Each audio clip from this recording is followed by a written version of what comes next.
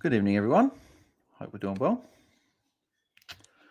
I'm pretty good, which is why I'm smiling. Good old big man Laird.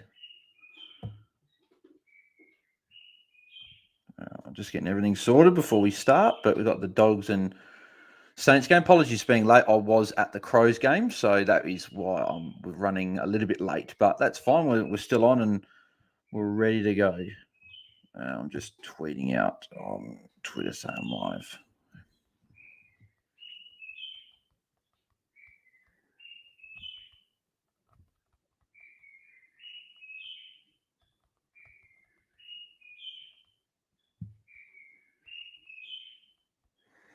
Bloody birds in the background. Annoying.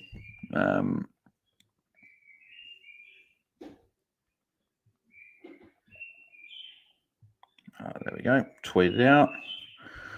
All right. Hopefully we get some people on tonight. That'd be good. I'll just send a link to someone. They may be jumping on for a little bit. So let's have a look. You can know with a free kick there. So I've seen that Bont has been getting a little bit more involved in the second quarter. He had a quiet first quarter. I think he had like 8 points or something at quarter time. Buddy Smith, good mark there. Bont in the midfield. So in the middle, not the midfield. Of course he's playing midfield. All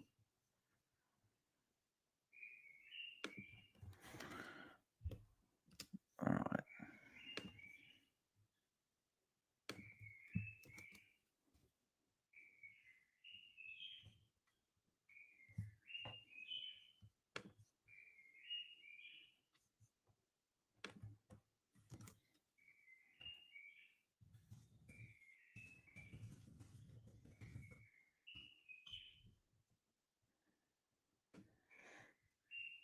So what I'll do is zoom in.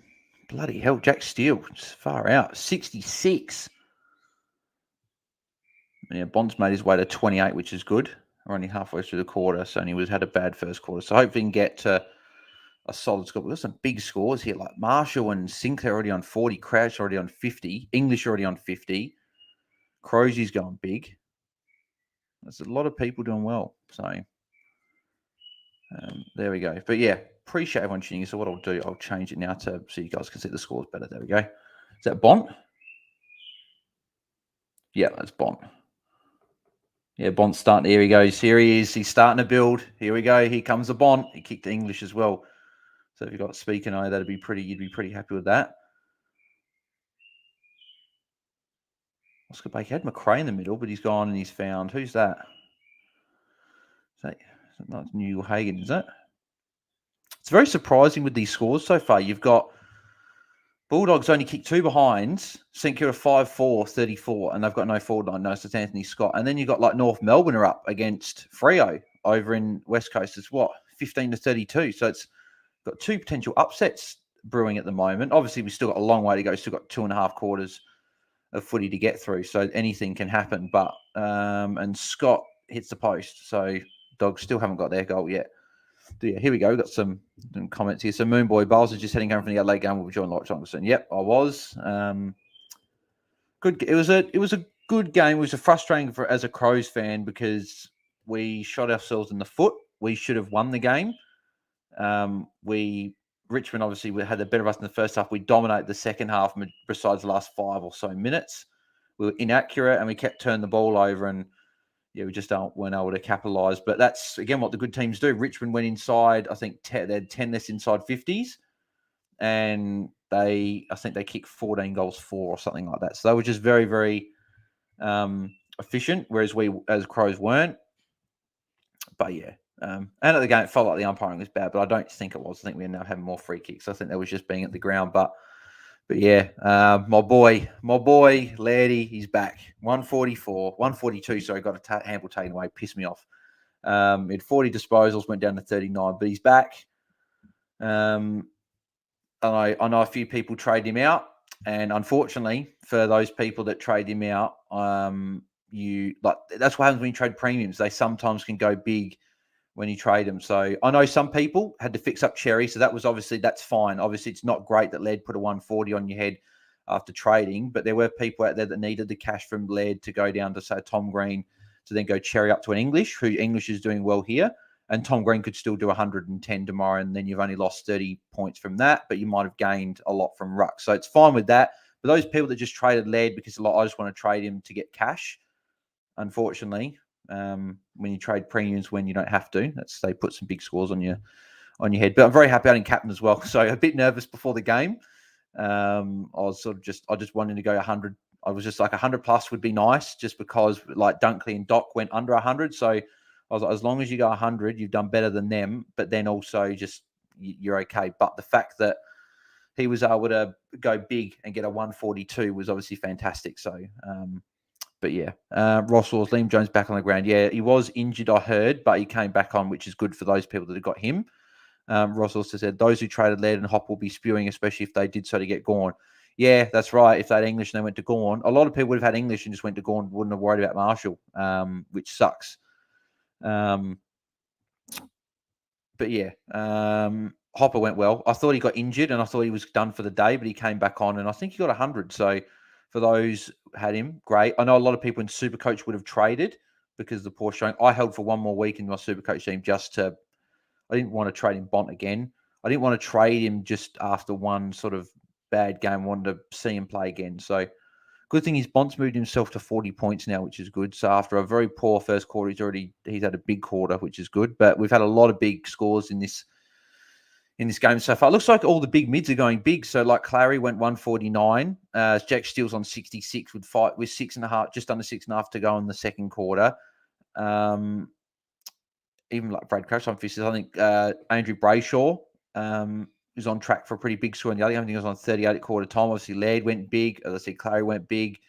So yeah, some big mids going well in this round so far, which is good. So there'll be some big scores, especially those people that maybe had a Laird, maybe captain, and then had an Oliver. You're going to have big weeks, and you're going to be able to catch up. I think the only blemish I've had, I think, was Lockie Cowan on field, but I did have Wilmot on the bench. So it only cost me 18 points, but that will be my focus this week, is to fix up that D6 spot. I'd rather play a Chan or a Hollands on field, so I might go a mid-pricer in my midfield or forward line. So Tom Powell, I think Tom Powell's on 22 at quarter time, so I think he was doing okay. So we'll see how he goes. He could be a guy that I look to move. Sheedy, if he doesn't do well, Callahan. Like, there's a few mid-prices that I may move to get the cash to go up to a better player. So will be very interesting. Ross, Darcy on -3 Supercoach second quarter. Yeah, I know he's been, from what I've heard, obviously I haven't seen much of the game, but from what I've heard, he's been playing mostly forward, because Fife was obviously a late out, so he's been up forward, and Jackson's been taking more ruck, which is a bit concerning. That may be a fix that maybe I've got to do next week. Maybe I've got to go to someone in the ruck, but then again, he's got West Coast, so it's like you might want to keep him for one more week to see how he goes. But yeah, be interesting to see. Tony Ford led and Oliver. Yeah, Tony, I know you've got both, so you'd be very, very happy with that. And then Brayshaw as well, doing well. Yeah, I wonder if anyone's got all three. That'd be interesting if someone's got all three. Because I don't know many people that would have all three, obviously, because of all being so expensive. But if you've got all three, that obviously is going to pay off this round. You're going to have a big round, as long as the other players in your team don't do too bad. So I don't know if Bont's on the bench or not. I think he is. So hopefully he comes. Oh, hang on. Or is that? No, no. It's McRae. Gets a handball and turnover. So St Kilda looking good, considering that that they've got no forward line. Imagine when they get a forward line, what they're going to be able to do. Tony, I've got all three. Bloody hell, Tony. I can tell a bit of smugness there, Tony. You saying that? Yeah, I've got all three.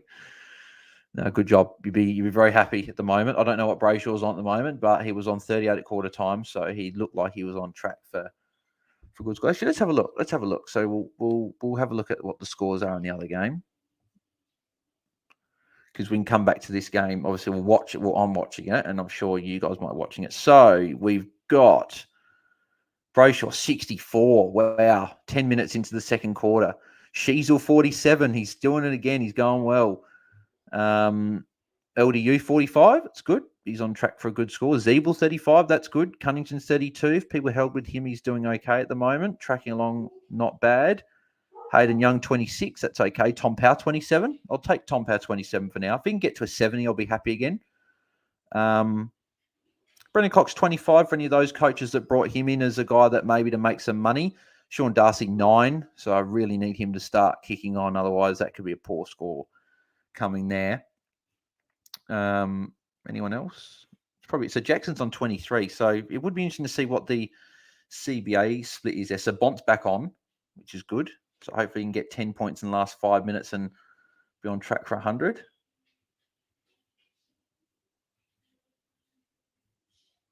That free kick to McRae? Yeah, McRae's lining up for goal. So McRae's on 34. So if he can kick the assist and take him up over 40, which would be good for those people that have got him. So now it's gone out from being zoomed in again. There we go. It's better. Zoom in again.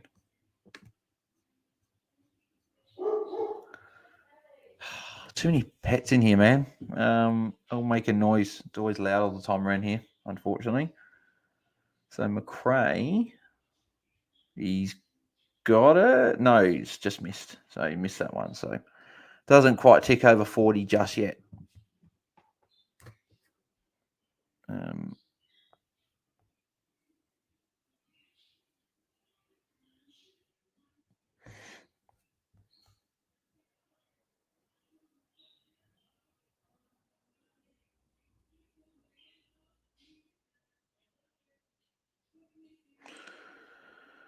Speaking of, was it McLean? Yeah, I reckon it was. Norton.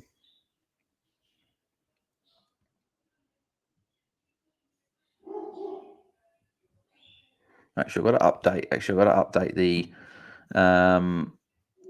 bio for the description for this video, because I said Callum from Game Notes was coming, but unfortunately had something come up last minute, so he couldn't jump on, unfortunately. So he said he'll jump on another video. So hopefully we get someone on tonight, but that's all right. If we don't, we can soldier on solo for tonight, like we did last night with the blackout. That was obviously very interesting with that. And then Melbourne nearly come back and winning. So the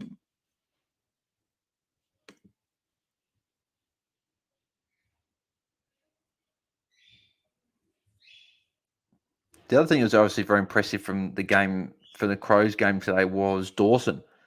So he was on 32 in the first half and not looking great, but he was able to get himself all the way up to 101 with a huge, big second half. What was that? 69 points. So big second half. He just does that. He's just got a knack for being able to score big, even when he's struggling, which is obviously great for him. He'll never really, I don't think he'll ever put up like your dud 60s or 50s. I think he'll always be able to get himself to minimum 75. I think the only time he didn't get there last year was against Port Adelaide with a 67, I think. And then I think got a 72 against Hawthorn with the McGuinness tag. So I was just waiting for him to play McGuinness in round 6, and I'll look to pounce on him in like round 8, 9. Is probably the good sweet spot for me, is when I'm looking at a guy like him. So there we go. So Moonboy, have you got them all as well? GM, I don't know if you mean got them all. I don't know. But if you've got them all, good job for you. That's great. If you've got all of Brayshaw, Oliver and Laird, you're laughing. I guess that's why sometimes when I know we're looking all for value, but maybe that just shows that obviously 1 week is not going to tell Tasso Bont going to be holding the ball there. In the back, yes. He should have kicked that. At least Bont's starting to get again. I was getting worried with Bont when he was only on, when he only had, 8 points at quarter time. I was starting to think, oh, okay, maybe I've gone the wrong Dogs mid, but he's starting to get into it, which is good because Dogs are starting to get back into the game as well. So, Moonboy, what's Darcy on? Yeah, he was struggling. He was on 9 points last time I checked. That was 10 minutes in the second quarter. So he needs to start really picking it up. Hopefully he does. And yeah, see, there you go. Bont's on 49, which is good. So he's had a big quarter. Tony said, if Marshall goes sub 90, could he be a trade to English? Yeah, potentially. If that's back to back under 9. Actually, it's probably a rage trade. I don't know if you're moving off of him. I think you're probably still sticking with Marshall unless Campbell. If Campbell came in next week and Marshall had a dud score, then I would be moving off. Especially and I don't know if I'd move to Grundy. Grundy played well yesterday, but Gawn, obviously, I don't know if you've seen the news, but Gawn's only ruled out for 4 to 6 weeks, which is good news. Good, at least it's not. I didn't want it to be an ACL. Obviously, that would open up the option of Grundy, but I'm glad that Gawn's fine. So he'll come back. He won't get forward status in round 6, but that might be round 12 if he even if he is get forward status, he might not. He might be playing. He didn't play a lot forward in the first round, so is Bont down there still? Oh, he went up for the mark and nearly took it as well. Well, that would have been big. If Bont could have kicked a goal there, that would have been putting him over 50, near 60. And that was with a really quiet first quarter. So, AFL Fantasy Master Matthew says, I've Steele. Yeah, Steele's going well as well. And there's another big midfield that's going big. So I was saying about Oliver, Laird and Brayshaw, but Jack Steele as well is looking like he's going big, and it's against a tough game in the Bulldogs with a tough midfield. So if he ends up going big, he's going to be a guy that we're going to have to look at. I think everyone knew that Steele was a guy. I think a few people were a little bit concerned after last week, but he's a guy that he's safe. He's like Oliver, just he gets his hundreds and that's fine. He might not be like a Brayshaw where he's got that. I'm not going to say because he has got the 150 ceiling, but maybe probably not as frequent as what he had in like 2021 when he had that average of 132 in the back half of the year. Maybe he's not that player anymore. Maybe he's more of a solid 115 guy, but we'll see. It's obviously a game and a half from him. Marshall clearance. So people complain about Marshall though, but he's going to be on near 50 at halftime. So it's not the worst in the world. So come on, go to Bont. 20 seconds. If Bont could kick a goal, that'd be massive. He's there. No, not quite. Moon Boy said, good morning all. Okay, good morning.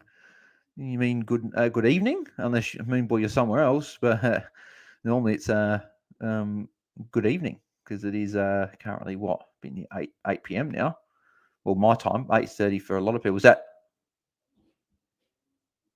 Oh, it's bloody speaker, no. Bloody hell. This could put Tim English on near 70 if he kicks this. It's a bit soft. It's against Marshall. He didn't really hold him. I don't know if that's a free kick. I wouldn't have paid that. Because English also was going back, so as a non-owner, I hope he misses. Sorry. He'll kick it though. Yeah, there you go. English and the Bulldogs are back within 5 points. So English goes to 69 points. And there's a bit of beef on after. We've got a bit of a wrestle between the Dogs. Bruce right in the middle of it. No surprise, obviously against former club. Yeah, a lot of people in there. So, yeah, Dogs are back in the game. So there you go. We'll go through the scores in a sec as well. But AFL Fantasy Master Matches, sold Laird for Sicily. Good option. Oh, depends if you use what you use the other cash on, Matthew. Master Matthew. It depends what you use the cash on. If you use the cash to get someone better than a rookie, like if you maybe went up to someone better than a Cowan, like and you got someone on field, then that's good. But if you went to a Sicily and then you went just a mid-price to mid-price, then maybe it didn't quite pay off. But I don't know. Depends. Laird showed today, and I never had a doubt. People were doubting it, but I never had a doubt that Laird was going to be poor. So I didn't have a doubt that Laird was going to be good. Like he was always going to go big. Like he knows he played crap last week, and I just had a feeling he was going to go big. Maybe not 142 big, but I knew he was going to go big. So 110 plus, and I didn't know. I was hoping. Moonboy went Cherry to English this week. That's a good move. Looking very good with English. Top scoring for the Bulldogs on 69. So you'd be very happy with that. Darcy Cameron looked good today. Yeah, he did. Yeah, that's another game we haven't talked about as well. Obviously, Darcy Cameron looked very, very good. Did have a 50-point first quarter. So I know he got to 109 off the top of my head. Maybe might have changed. I'm not sure. But he got near there. But 50 points did come in a quarter. So that got it. Sometimes we have to remember. Obviously, it's good that you got 100, and you'd be happy with a 79, 100 from a guy that was a bit cheaper. But yeah, it was good today. AFL Fantasy Master Matthew said, I've led and Brayshaw in draft because of keepers last season. You'd be very happy with that. Very, very happy with that. I wonder what's Philippou on? Philippou might be not good because he's not on in the top scores. We'll go on that in a sec. So Philippou's just on camera at the moment. He's kicked, 2 goals? So he's going to be a good player. And he's going to be a better scorer when he's playing easier opposition. Good mark there as well. So when he plays, I think he's got a decent matchup coming up as well. So when he has these better matchups, he's going to be able to maybe put up some 60s for us. So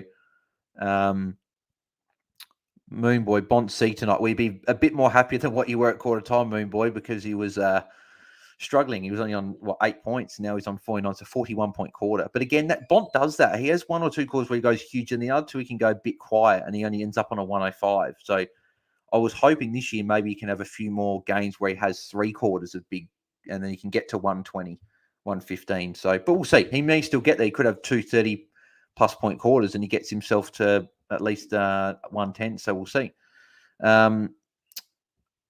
GM is Twitter speak. I'm in Perth. Oh, okay. Yep. Fair enough. I love Perth. I wish if I was to live anywhere apart from Adelaide, it'd be Perth, 100%. Master Matthew said, I went to Chandler, have 175k left. So you got the rookie that you needed, but was there any downgrade, Master Matthew, that you could have done instead of Laird to Sicily? Could you have made that 60k somewhere else? That would have been the interesting thing. Like I would have rather gone Sheed down to a Warple than go Laird to Sicily, because Laird showed as well he's just going to be one of those main guys this year. But then again, you got Chandler, so I guess it's okay. Especially if Sicily goes 120 plus tomorrow, then you'd be feeling okay. But it'd be interesting to see. So but let's have a look at these scores. So so we've got Jack Steele top scoring for the game with 70. I haven't noticed him as much when I've been looking at the TV. So he's been doing a lot probably that I just haven't seen. But that's good. That's good if you're not noticing him. He's getting on a 70. So 70 for Steele. Timming is 69. Brad Crouch 66. Crozier 65. A few people got him in Supercoach, so you'd be doing well there.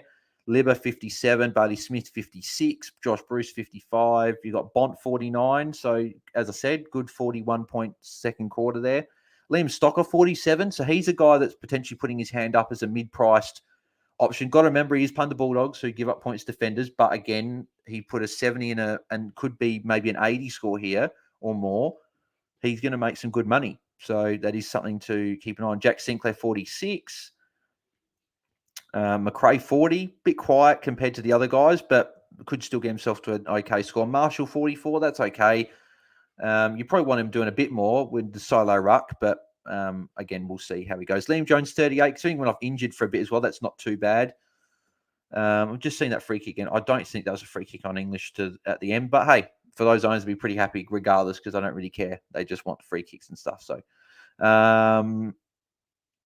anyone else? I think I'm playing Oscar Baker on field. Actually, no, I'm playing Hollands on field and RDT to keep Josh Kelly. That's right, because I didn't use any trades there. Philippou's on 28. Yeah, so he's on track for a 56. You take that. They'll be okay. Not too much worse than Chandler, but yeah. Not too bad. Hunter Clark 27. I think he was on 22 at quarter time as well, so quite quarter if anyone's got him. McLean 29. Obviously not what we want. And then Gresham's on 20, so a few people got him in draft. So there you go. And then we'll have a look at the North, Melbourne and Fremantle score. So 24 minutes into the oh no, I didn't want to go to hang on.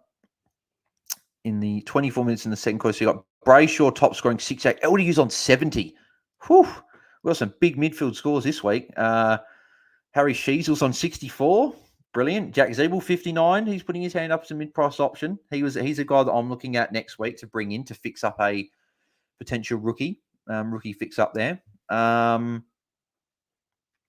else we got? Liam Henry 42. If you've got him, you wouldn't be too bad with that. Cunnington 47, having a better week than last week. McDonald 43. Tom Power 40. That's good. I'm not too bad with that. Will Brodie 36. So a bit quiet for him there, but there's still, I don't know, there might be 5 or so minutes left in the quarter. Miller Bergman's 33. I'm not seeing Sean Darcy though, which is annoying.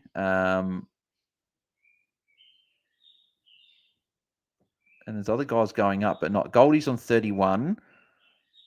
Yeah, Darcy's on 11. God damn it. That's not good. If Sean Darcy is the thing that ruins my weekend, I'm going to be really pissed off because I could have had bloody Jared Witts. I had Witts for all preseason, and then I got onto Darcy late because I thought he's going to have the solo ruck. But it looks like Jackson's on 34. I don't know what Darcy's doing. I really don't. Simpkin 22. A few people might be on him. Yeah, I really hope bloody Darcy goes bigger than this. I can't handle 11. Like, really? Like, 11's just not good enough.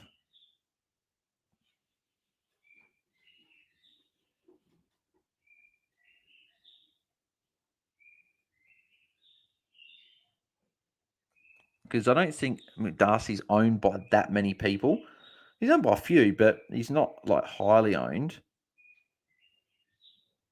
But we'll see. Hopefully he can kick a couple of goals if he's playing up forward. I would love to know if anyone's got, like, the CBA stats or anything like that. It'd be interesting to see what the CBAs are like for that game. But, yeah, it is half time for that game. So Brayshaw got himself to 77. Wow, okay.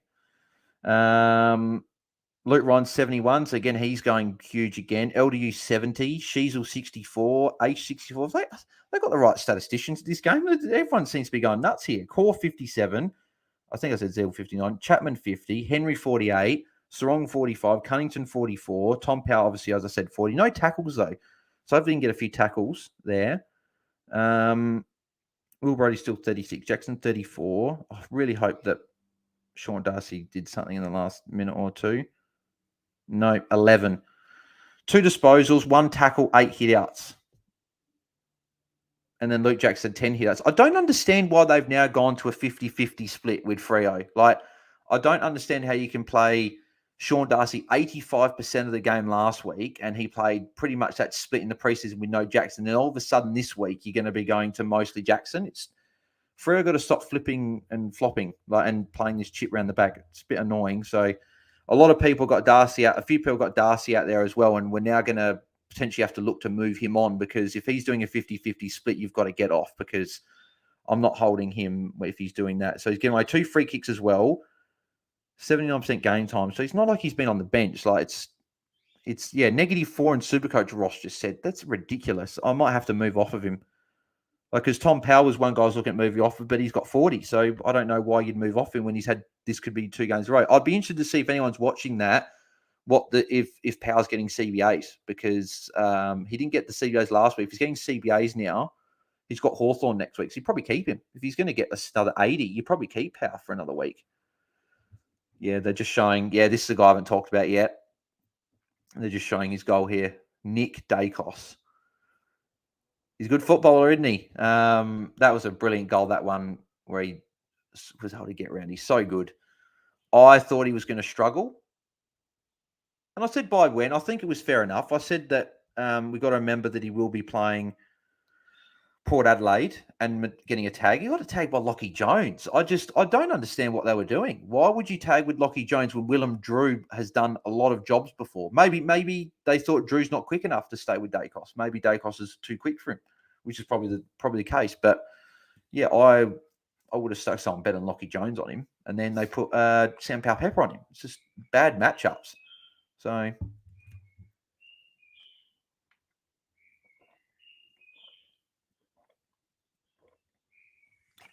Then you've got what's he got next week? He's got Richmond, and I don't know if they're gonna. They might put a Jack Graham on him as a forward tag. I would expect them to. I just don't get these teams that don't tag Dacos.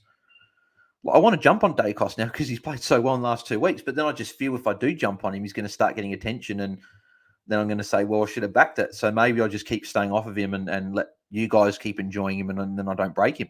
Maybe that's what I do. So, but yeah. But he played very well. Had another 36 disposals. So again, he went big. But we've had some big scores this round. So we were obviously concerned last week, not too many huge scores. We've had plenty of guys go either over 120 or looking like that. So Jeremy Cameron was the first one, 138. Obviously not very highly owned. He's only owned by 4%. It's a bit higher than what I thought, actually. Then last night, Oliver obviously went big. Dane Zorko would have gone bigger if he played more of the game. then obviously today, Laird with his 140. And then you had, but the good, actually, I will speak about that in a sec as well with Laird. The one thing I was impressed with. Then you had Collingwood and Port Adelaide. Then you had obviously Dacos 117. And then Cameron 109. I was correct. Yeah, 109. Tom Mitchell 98, which is good as well. He hit 76% game time's a little bit low. 2 free kicks against. But again, he's probably going to be that around that 100 guy. He's probably not going to be a much more than that. But then you look at the game so far at the moment, you've got in like Brayshaw, Luke Ryan, LDU, Aish, Sheasel, and Zebo on track for near 120. Obviously, they're not going to do that. And yeah, this is another thing I'm just showing on here as well. Nathan Broad sling tack on Parnell. Dirty bloody idiot. I was so annoyed when he did that. I'm surprised that no one at the ground was booing Broad after doing that. Like that sling tackle, he'll be in trouble. He knocked out Parnell. See you, Broad. Have a good holiday for a couple of weeks. Twit. Very annoyed when he did that. I like Parnell. And Parnell's already small enough as it is. Like, you're really going to do that to a smaller guy. Just didn't understand it. And then in this game here, the one I'm watching now, Ryan Burton coming in hot water for... and that one on Ryan Burton on Elliott as well. Do these players really don't learn, do they? They just keep doing these silly tackles and silly bumps. Like last week it was the bump. This week it's a sling tackle. So... oh, well, they'll get suspended, I'm sure. But yeah, English, Steele, Crouch, Crozier, and Libber all on track for near 120. So there's a lot of players that are looking like they'll doing well. So, but yeah. What do we got?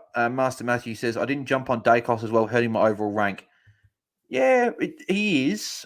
Obviously, if McGrath can go 100 or more tomorrow, that'll make it a bit better then, because a lot of people went Dacos instead of McGrath, or McGrath instead of Dacos. So one of the two. They went one on McGrath or Dacos.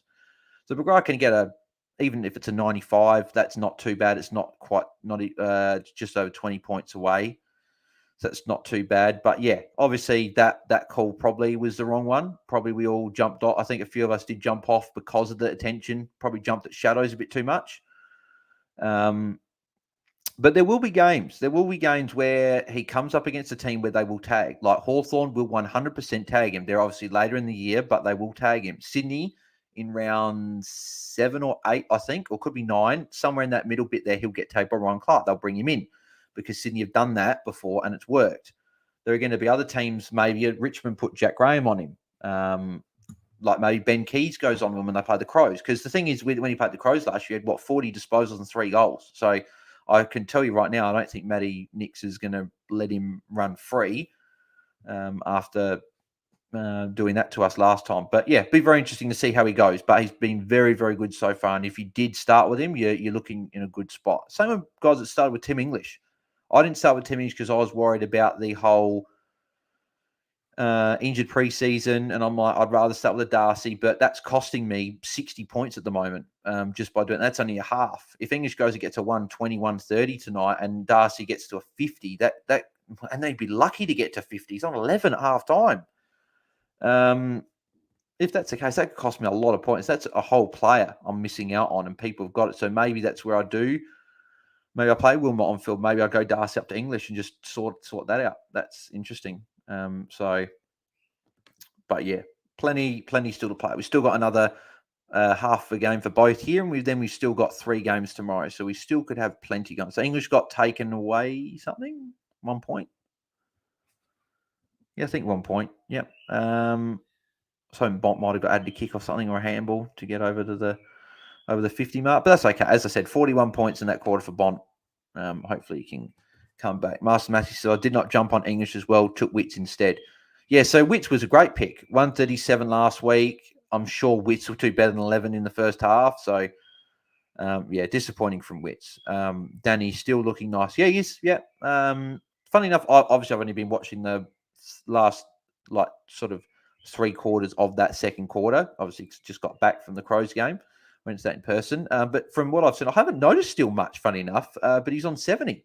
So that's great. If he's doing well like that and you haven't noticed him, just imagine if you're going to start noticing him, he's going to start going huge. So yeah, the thing that still needs to do now is the thing that he's done, obviously last year was injured, but the thing he's got to do now is he's now got to take that to a 120, 130 plus score, because Last year, he had these big halves and only got 40 points another half and only ended up on a 110, 115, which still isn't bad. But when you get to a 70-point half time, you'd want them going to 120 plus minimum if they're on 70 plus a quarter at halftime, because it's only a 50-point second half and you got a 120.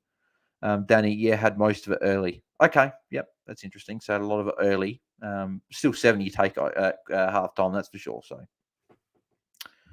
So yeah, I'm still not sure if anyone's jumping on. Might be another night where we're going solo, which it would be good if someone jumped on.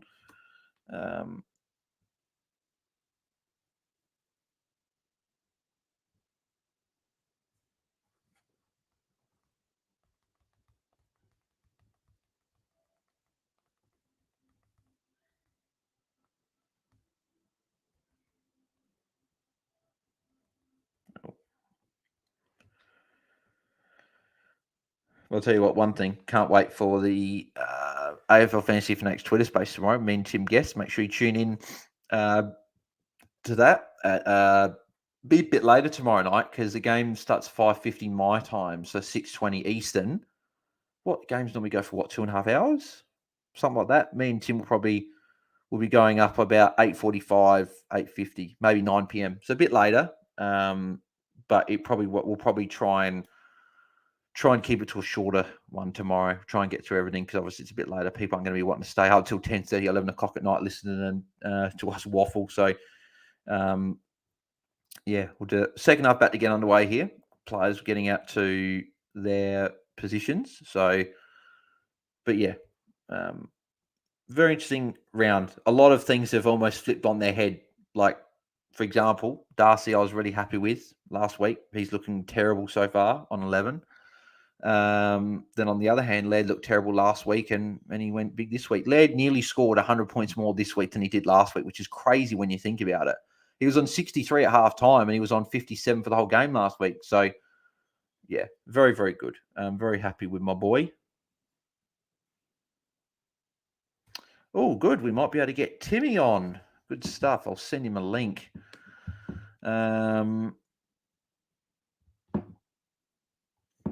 I'll send it to him on Twitter. We might be able to get him. Beautiful. Be good to. He knows. Tim knows I'll be happy. Tim knows I'll be up and about. I'm up and about. Even though the Crows lost, I saw positives from their game anyway. They're still a young team. They're doing well.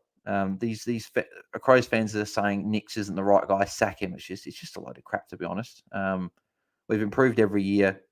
So and even though we lost 2 games, a few things. Good goal kicking for us in the 2 games. We're 2-0. We're probably looking okay, and people are probably English. That's a free kick. Yeah, I was going to say just literally dumped him after. But yeah, and Crows could be 2-0. So, but they're not. So that's okay. We'll be okay, I think. Well, I didn't expect us to make finals anyway. Philippe lining up for a goal here. Didn't expect us to make finals anyway, but.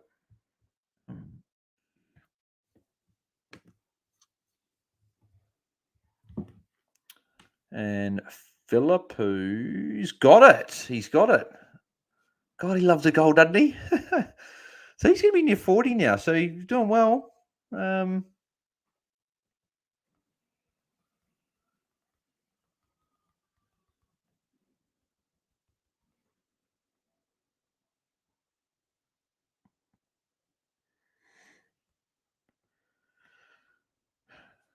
there you go, Philippu. So he's going to jump right up. So he was on 30, so 28. So he's on 40 now. So again, he's on track for a 60. Again, I'd be happy to do a restructure. Even if Powell does well again and I want to hold him, then I can always leave him there, put one of my forwards in the midfield, and then trade Sheed if he doesn't do well, or trade Callahan or someone. I'll have hopefully options there. And then again, if they all do well, maybe I don't have to move on any of them. Maybe I just have to do maybe a restructure where someone in the midfield's maybe got to go just to get Wilmot off field and put Hollands on. But then again, Wilmot's got 58 and a 50 and a 49 compared to Hollands, who got a 44, then a 77. So almost a much of muchness. So It'd be interesting. A few surprises so far. I thought maybe because Powell's on 40, he's looking on track like at 80. And I don't know. I wouldn't trade him out after another 80 because he's looking okay. But again, if anyone's watching that Freo game, Freo North Melbourne game, let me know how Tom Powell's doing. I'd like to know how he's going because I haven't been able to watch that game. Obviously, watching the St Kilda Bulldogs game, but it would be very interesting to see how he's going. Sinclair running through the midfield, got the handball from Marshall as well. I missed his target.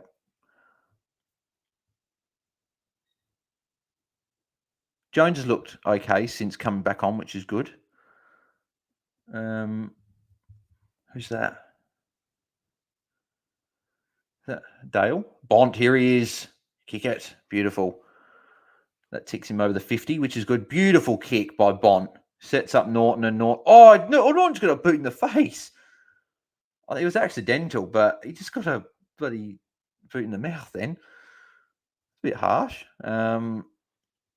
Danny said Captain Taranto over Steele, but he didn't score too bad. Yeah, the way that the scoring was last week, and even with the Dunkley and Doc so far in the early part of the round, I wouldn't be too upset with a 108. I think Taranto looked very good again, and he's showing. Oh yeah, there it is. The knee from Dougal. He's showing that even with the Richmond style, he can still score well. The only thing that concerns me with Taranto is a football sense, because he's a fantastic fantasy player. He's a great player in general, but the thing that he does that he probably needs to work a bit is he butchers the ball a little bit going forward. He can sometimes just hack it on the boot and not hit a target. So I'm sure he'll improve that over time. But yeah, I've got this fly in my room buzzing around. It's really annoying. I hate bugs in general, just as a thing for me. Tony Ford, almost hoping McGrath has a shocker, so I have a reason to trade him at Dacos. Yeah, yep, that could be a good play. He has got St Kilda next week, though, McGrath. But then again, does he get tagged? That's the thing. If McGrath's a shocker, that is definitely something I'll be looking at. I've got 93K in the bank. So all I've got to do is find maybe 20, 30K from somewhere, and I can go McGrath to Dacos. But then again, I'm thinking maybe for me personally, that's maybe too much for sideways. At the moment, it's not sideways because look how good Dacos is looking. But for me, I think I'd almost prefer to keep McGrath because he's safe. He's a safe 90. Bont with a tackle. He'd still drop that then. That for me, I thought was holding the ball. I thought Bont should have had a free kick there, but that's all right. He'll get the tackle because it spilled out. But yeah, Dacos definitely is going to be an option. A lot of people haven't got on him yet. The only thing I still worry with him is I just feel that he is that player that as soon as I jump on him, he's going to get tagged. And he's could cop that from Jack Graham this week. I wouldn't be surprised if, like, Dimmer's not, again. I still don't understand why Port didn't put, and like, I'm talking just from a footy sense. Obviously, if we own him, obviously I don't at the moment, but if I want another tackle, like, I don't own him, but if I did, I'd still be saying something. I just don't understand why these coaches don't put attention to him. Maybe is he just too good now? Is he too good that you can't tag him? Probably not, because we've seen McGuinness be able to do a job. But the way that some of these teams don't put attention to him is crazy. Like, I would have put Drew to him straight away. Next week, I'll put Jack Graham to him straight, or Liam Baker to him. Do a job on him. The week after, I think they've got St Kilda. You put hopefully your Windhager's back. You tag Windhager with him. So I still think there'll be games where we don't expect that. I don't think I'll grab Dacos next week. I think it'll be, I may grab him a little bit later than a lot of people. I'm still a little bit concerned with the tag, but he's definitely someone that if you want to jump on, 100% go for it, because he's looked awesome the last 2 weeks. And he's should say he's looked awesome since his first game, to be honest. He's looked great. So, Danny, he's so scrappy. I'm assuming you're talking about Taranto. Yeah, he is, unfortunately, for that. But hey, he does the job, and yeah, he's a very good player. It's just his disposal's probably not amazing. That's why when people sort of talk about Warple does sort of the same thing, hacks it forward. But you got Taranto, obviously, one end has had an amazing career so far and has kept improving almost every year. Had a down year last year. And then Warple had his good third year. Then he's gone down since. And obviously, hopefully this year is when he returns back up. But yeah, Bont could get it back here. No, Riley Garcia completely ignored him. Good on you, Riley. Jamara.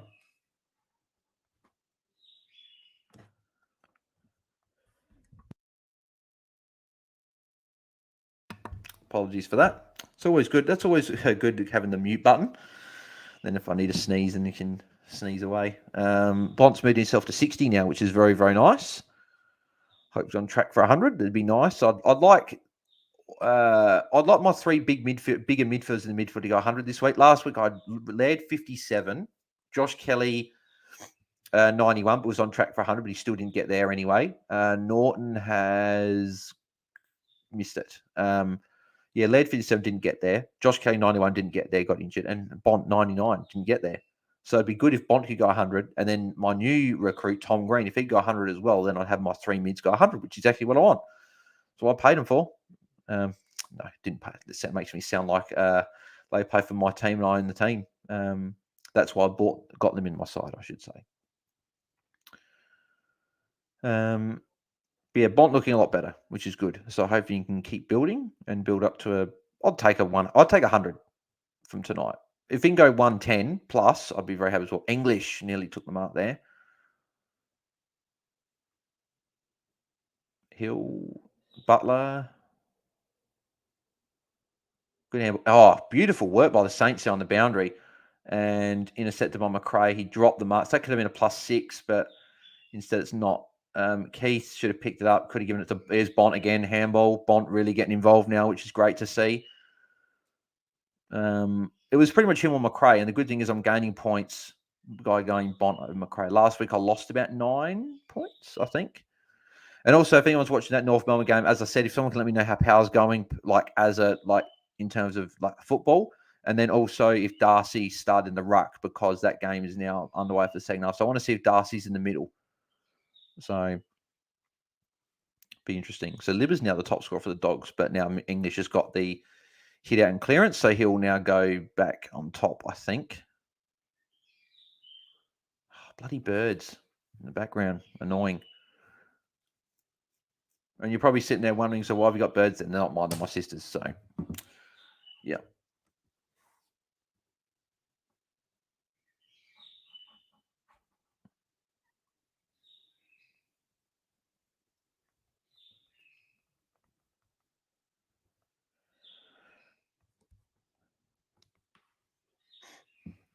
I just saw someone in a group chat of mine said, bye-bye, McRae. That's interesting. If McRae doesn't have a good score here, that is something that you could look at.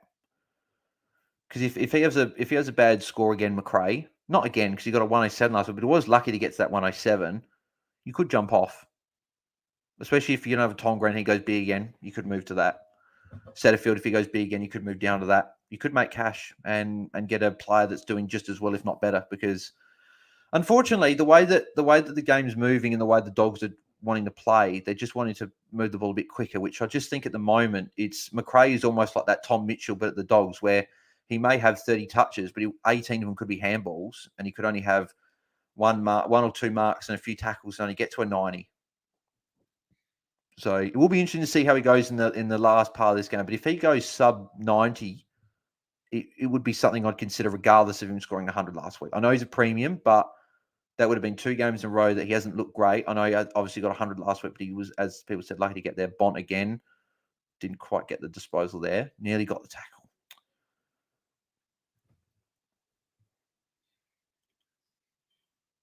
At least that's what I mean, though. Like, Bont's been great since I've sat down and watched this game. So I don't know what happened that first quarter when I wasn't watching, when he only had 8 points. Like, if he had just a solid first quarter, he'd be on like near 80 points, and he'd be really like, Bont could get it here. Oh, Baz, he ignored him. Baz knows that Bont he doesn't need to go to Bont because he's in mine and Mitch's thing. So it'll be very interesting to see how if any of you aren't following along with it, Tim Guest, who is obviously on the Twitter space with us, he'll be obviously joining us hopefully shortly on the Watchalong here.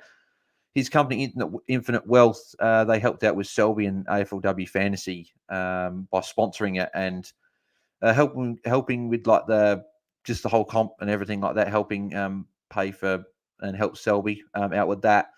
And he's done a thing where, so for all the top, 20 of the AFL Fantasy Classic content creators out there, so all the guys that do it on the pods, all in a league together, and the winner of the league gets $5,000 to donate to their charity of choice, which is obviously fantastic. It's obviously a great cause there.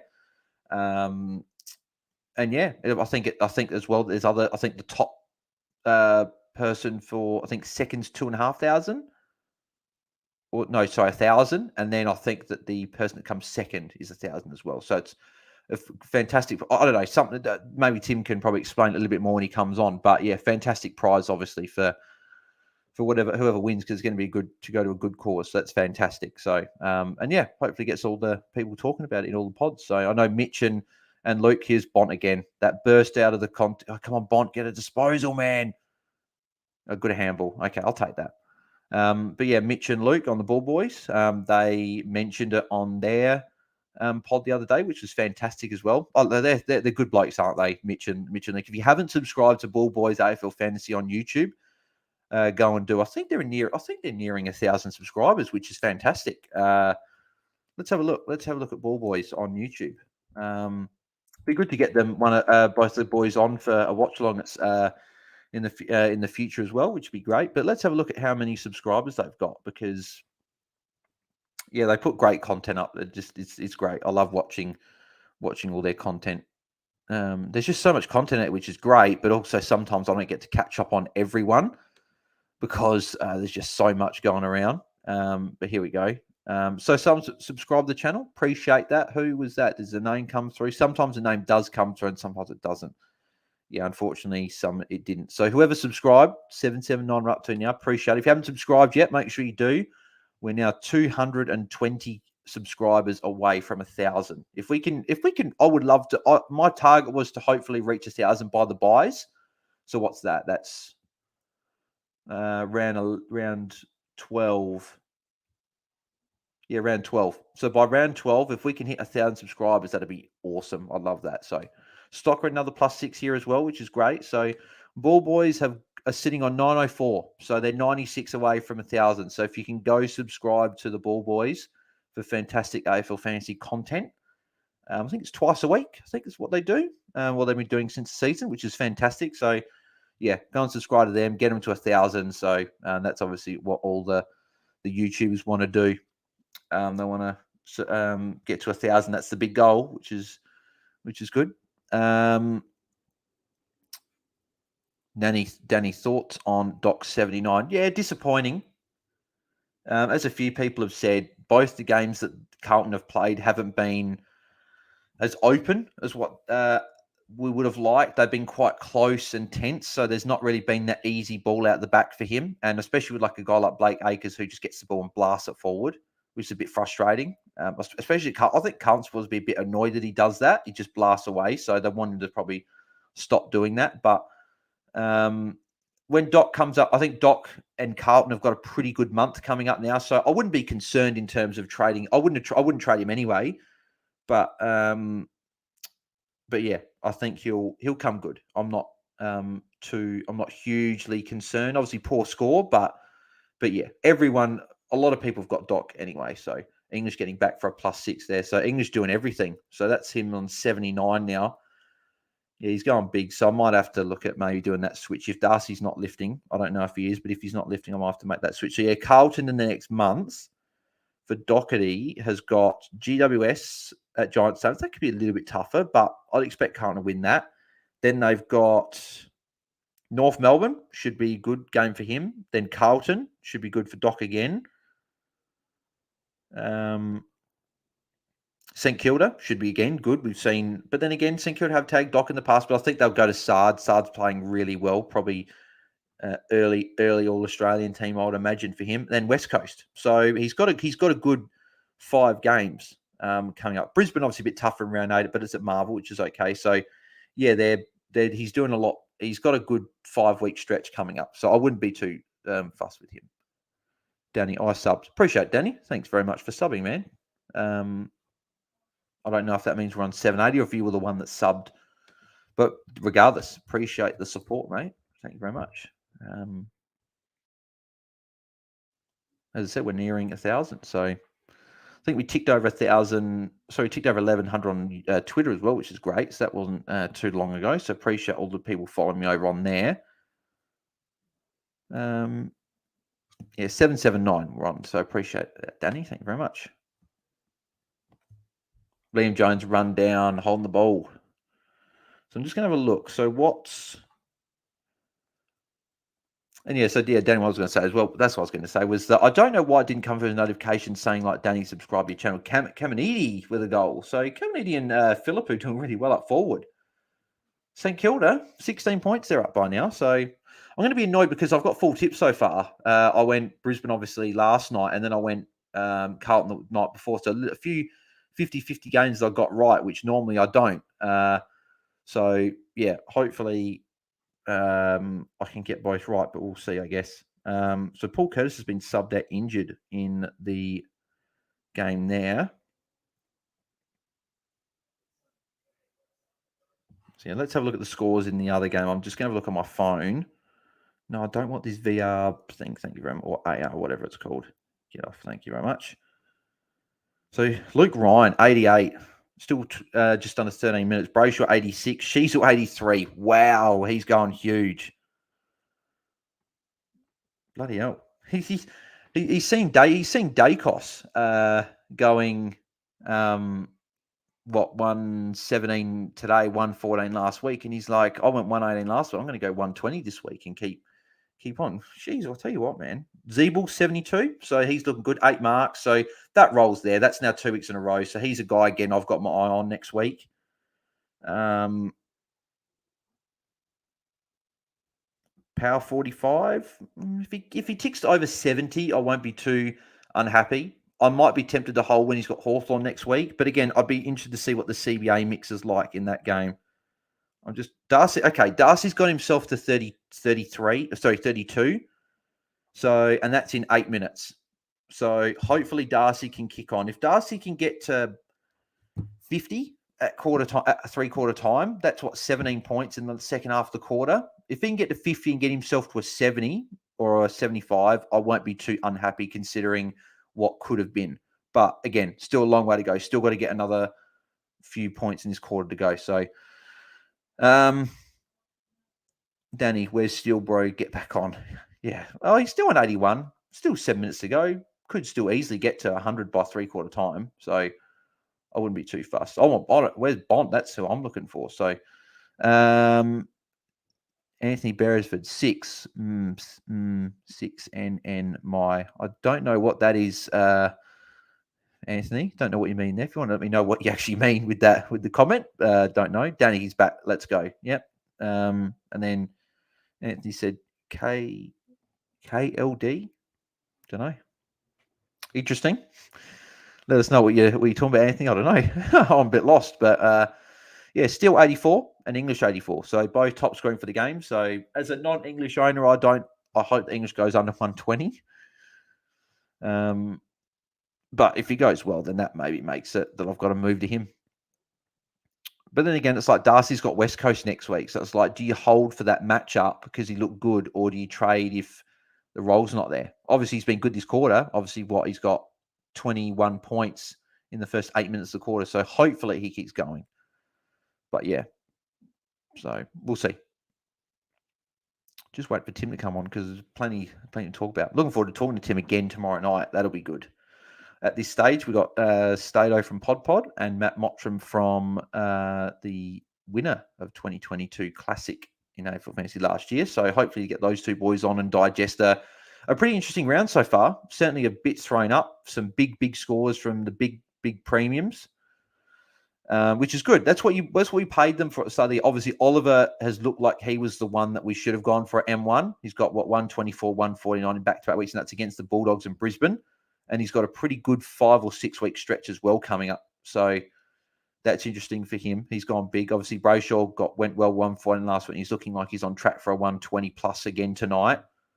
So no Bont again. So you got Libber, Caleb Daniel, and McRae in the midfield there. So is Bont off the ground? So he's on 67 Bont. So I'm hoping that he can still get himself to 75 by the end of the quarter. Let me have a look. Ron Marshall off due to blood rule. He's been off twice now for Bont. 3 minutes he's been on the bench for us. Hopefully he can come back on shortly. Freo come back. Freo now only 3 points behind. Hopefully. I'm going to check again. Hopefully What's his name? Has got some more points in the last few minutes. So Power's still on 45, which is a little bit frustrating. Sean Darcy's moved to 34. Okay, keep going, ticking along.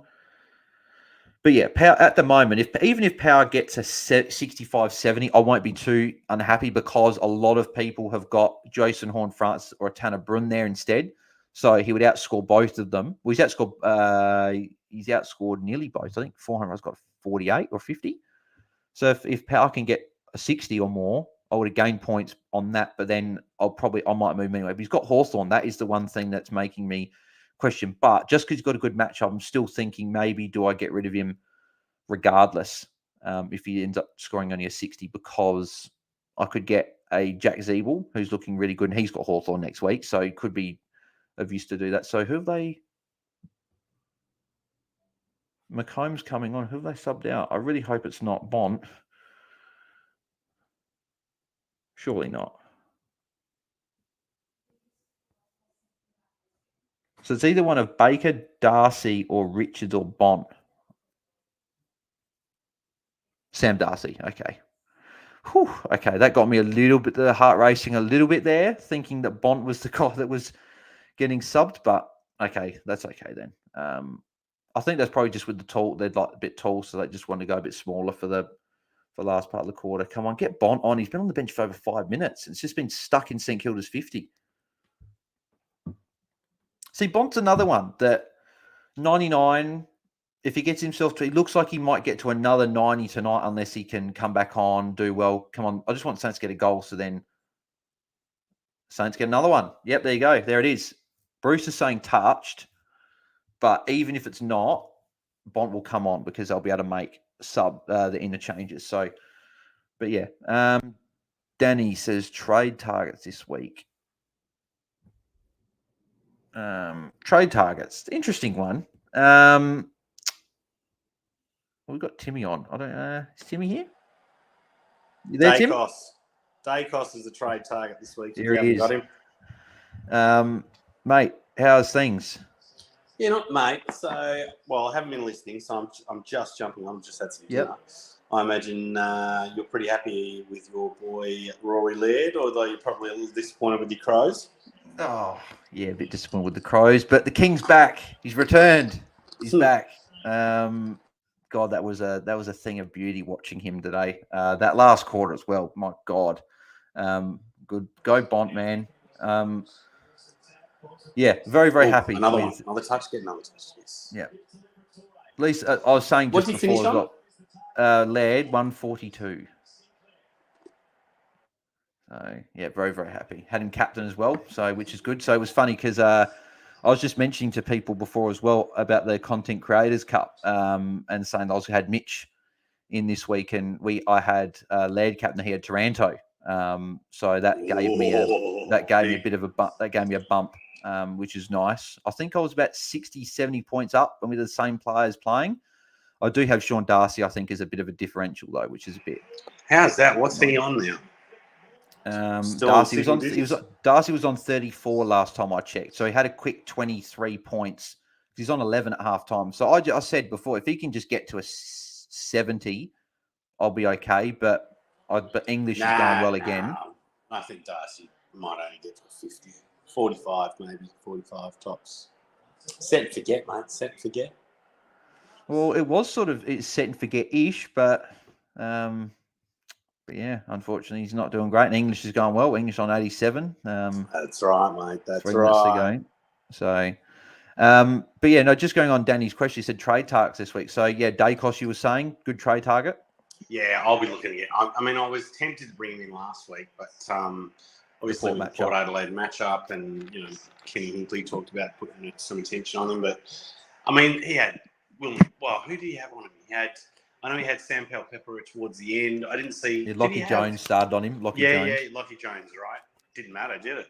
No, but it was... I was saying before, it's ridiculous. Like, even blind Freddie could say, put Willem Drew on Nick Dacos. And they decided Lockie Jones, who's not a tagger, he's just a big guy that just sort of crashes packs and stuff. And then you put Pepper on, who's not a tagger either. And and he gets away from him because Collingwood were dominating. It was too late. So I don't get it. I'm a little bit concerned next week.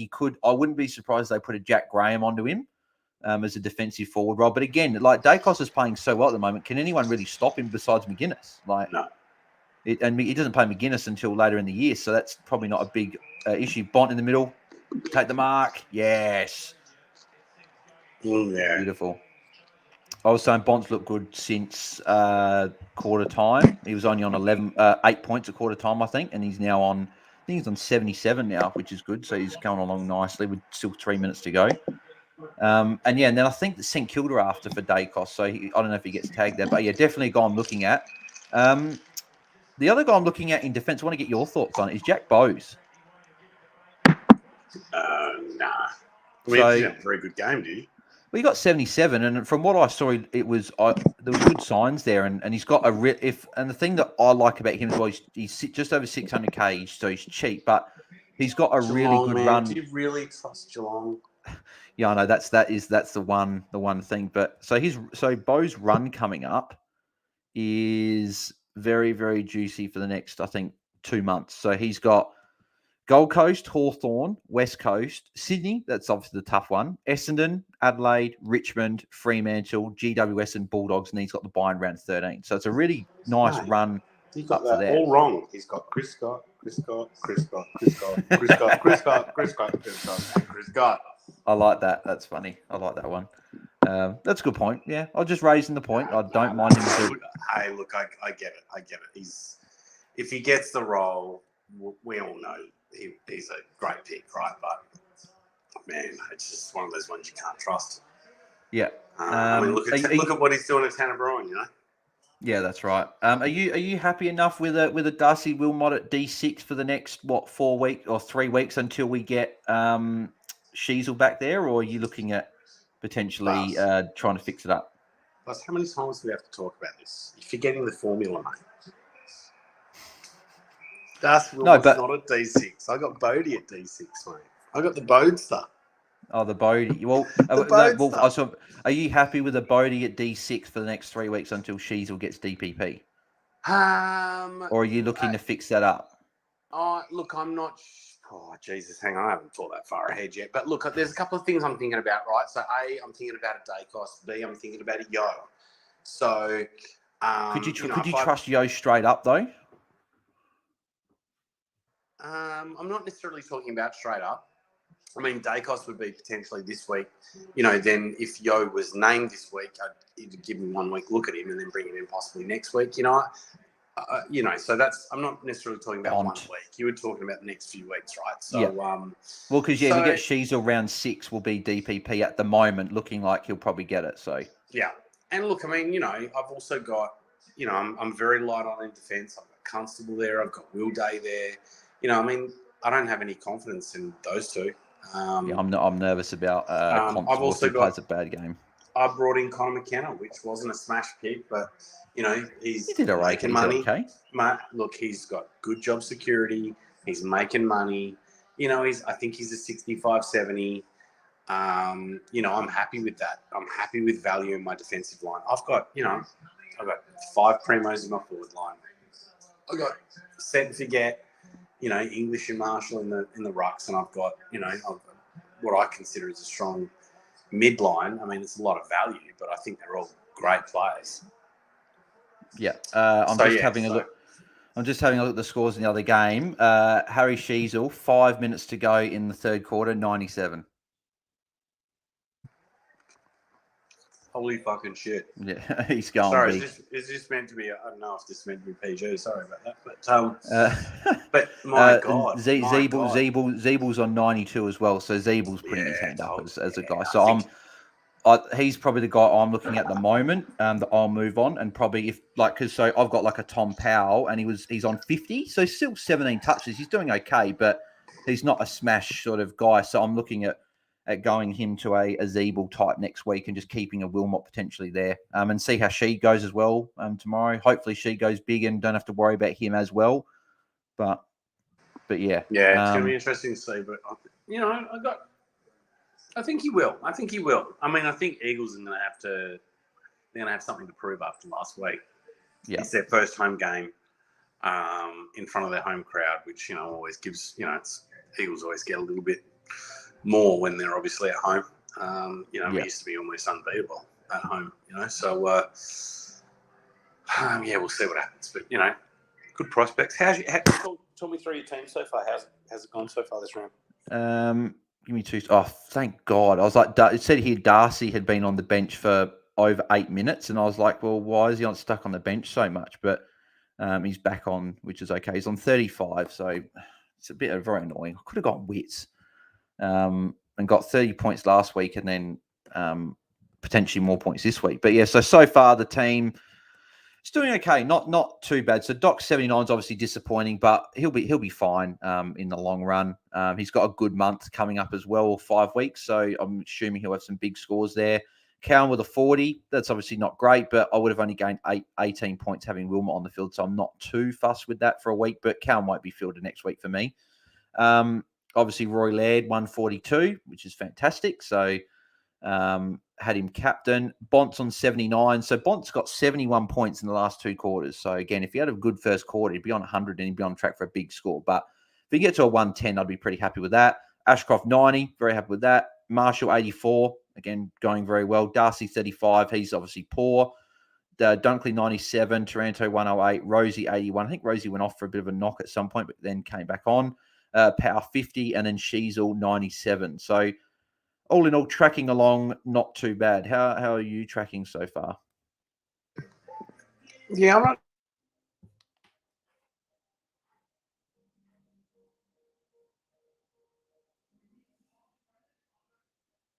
Oh, Tim, I think we lost you.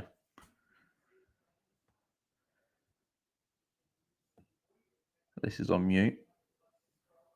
Hang on, World.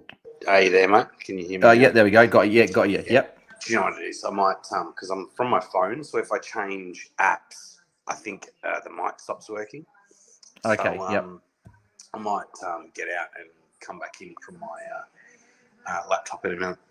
Okay, yep. I can't check out my phone. I can't check out my team. So give me a sec, all right? Yep. No worries. Right, so Tim will be back in a sec, guys. So, but yeah, so Danny, so just going back to your question. So, and then you had Brian Mann at Macrae. Yeah, Macrae, 53. Like, I'd be happy to move off of Macrae. I know you don't trade your premiums, but I just this has now been the first 2 games of the year. Dunkley's not there anymore, and I'd be happy to move off. He'd be annoying me if I owned him, so he'd be definitely a rage trade. If not, you can probably keep it. But in terms of scores from this game, so you got English 93, Jack Steele 95, both going along very, very nicely. Crozier 83, Brad Crouch 91, Marshall 88, which is very nice. So he got added a tackle there, which is good. So he's on track for a good score. So people that were concerned with English early in the game, he had a big quarter there and it's going well. Libba 80, Bont 79, Sparty Smith 77. Again, both tracking along good. Sinclair 71. I don't know. Is he maybe just an 85 to 95 guy now? Maybe he's not that high scoring guy with St Kilda with a different game plan.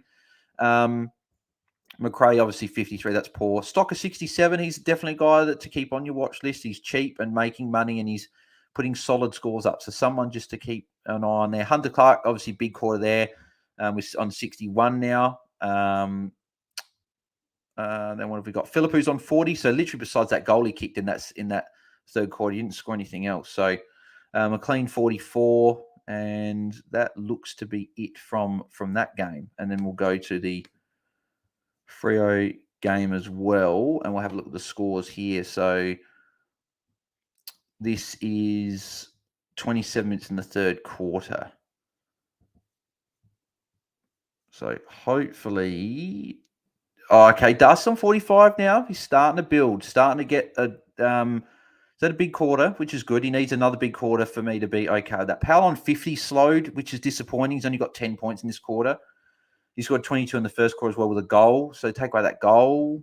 Darcy on 46 now as well. Got added a hit out. Bit disappointing as well with Powell. Like, again, better than Horn France in that this week. So it's okay. It's like not a bad week to not go great. He still could get a 70. But yeah, he scored a 35-point quarter last week. So he still could get to an 80. But he'd be a guy that I think I'd be happy to move on. Like Zeebel's on 92. He's 42 points ahead. And Zeebel's looking like he could average over 90 this year and be a potential guy that you put in your back line and you can fix your back line in round 6. could put Sheasel and Zeeble back there and fix up your forward line. So, a few people tracking along there. So, so sorry, Danny. I keep going off that question. Trade targets. So, trade targets, Dacos is great in the back line. I still think Bo's a good option. Great run coming up. 77. I saw enough to suggest that he'll score pretty good going forward in Geelong. They're going to do better. They've lost both games and they're going to do better. So, Philippines have kicked their first goal in each quarter so far. So, Dacos and Bose for me are the two that I like back there. I think Hayden Young's tracking along okay as well in this game. Well, hang on, maybe not. Am I skipping over his name or is Hayden Young down? Hayden Young's on 38. Yeah, okay. That's interesting. So, I was a Young guy before this week, Young over Dacos, but looks like I was wrong on that one. So that's probably the defense. Obviously, Sicily's great. Obviously, we'll see how he goes tomorrow, but could be a guy that you want to bring in. Then you've got who else we got? Midfield. People are going to say Oliver, and he's been great. But we've got to remember we've missed out on those two big scores for one. But two, I don't know if I'd necessarily pay up for these big midfielders at this time of the year. I don't think it's the time of the year to be paying up for big midfielders. I think if you've got them now, that's who you keep. But I wouldn't be paying up for any of the big midfielders at the moment. I'd be waiting for a few weeks' time when we can upgrade season when you can get to them. But in terms of midfielders, I don't think there's been a midfielder that's necessarily put his hand up to be a trade target. Like, again, if you want to go Oliver, I guess he's been amazing to start the year, but he's over $1 million now. You're going to be paying for it, so I wouldn't go there. Obviously, Laird went huge, and he may go close to dipping under $1 million, but he may not drop as much as what people were thinking before last week. Again, people thinking that, there you go, Bont with another kick. I'm surprised. I've just seen the score. So even if Dogs get this goal, they're still down by just under 6 goals. This will make under 5 goals, but still not great for Dogs when they're meant to be this team that is... I had them in my top 4 pre-season. I think my top 4 was Brisbane, Melbourne, Geelong, and Bulldogs. And Bulldogs could be 0-2. Well, it's looking like at this stage. Brisbane 1-1, they looked great last night. Melbourne 1-1, they looked not as great last night. And then Geelong at 0-2 as well. So all the top 4 I had, I'm glad I didn't do a video for that to put it up on YouTube. That would have been really embarrassing. But yeah, so Danny, I don't think any midfielders have put their hands up. If Setterfield goes big tomorrow, he'd be a target. If she goes big tomorrow and rebounds, he'd be a target, I think, still. Even though people jumped off in this week, I still think if he had a good game, he could be a guy that people look at. I'm just going through everything else, and that was my charge of it. Hang on. Taking so long to answer this question for trade targets. Apologies, Danny. I hate when this happens.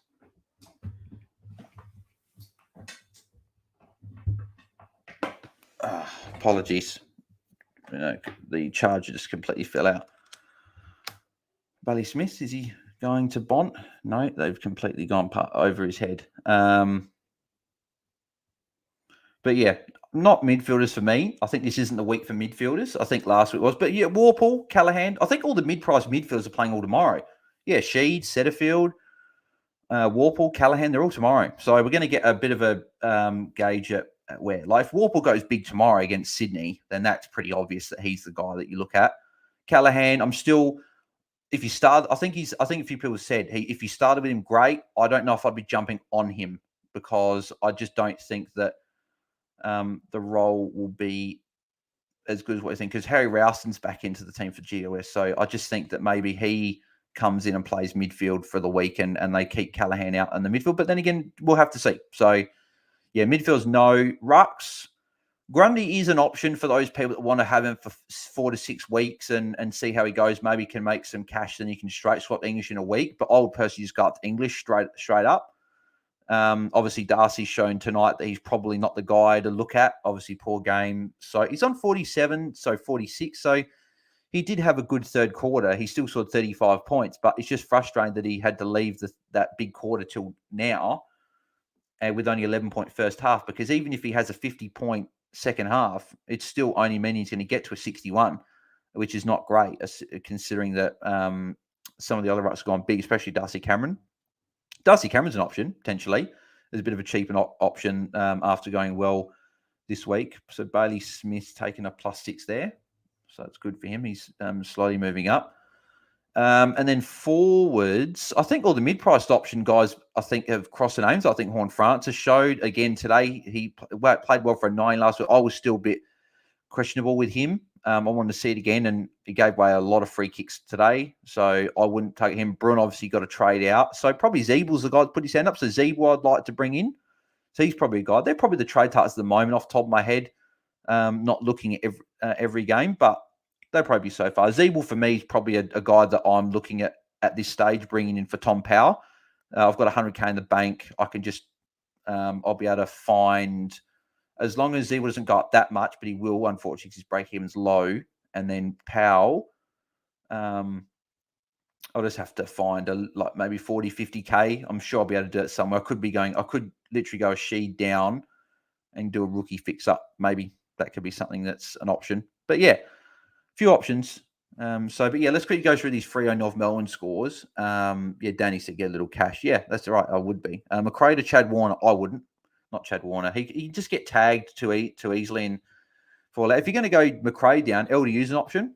I know probably not next week, but LDU's an option to look at. And then see how Setterfield and that go. Maybe you can go down to Setterfield and use that cash to upgrade a rookie. So we have these scores. So you've got Luke Ryan on 106 at 3/4 time. Again, it's like, but it's weird with him because he had a good 2 weeks, but is he a guy that you bring in and he'll drop a 30? So I couldn't trust him.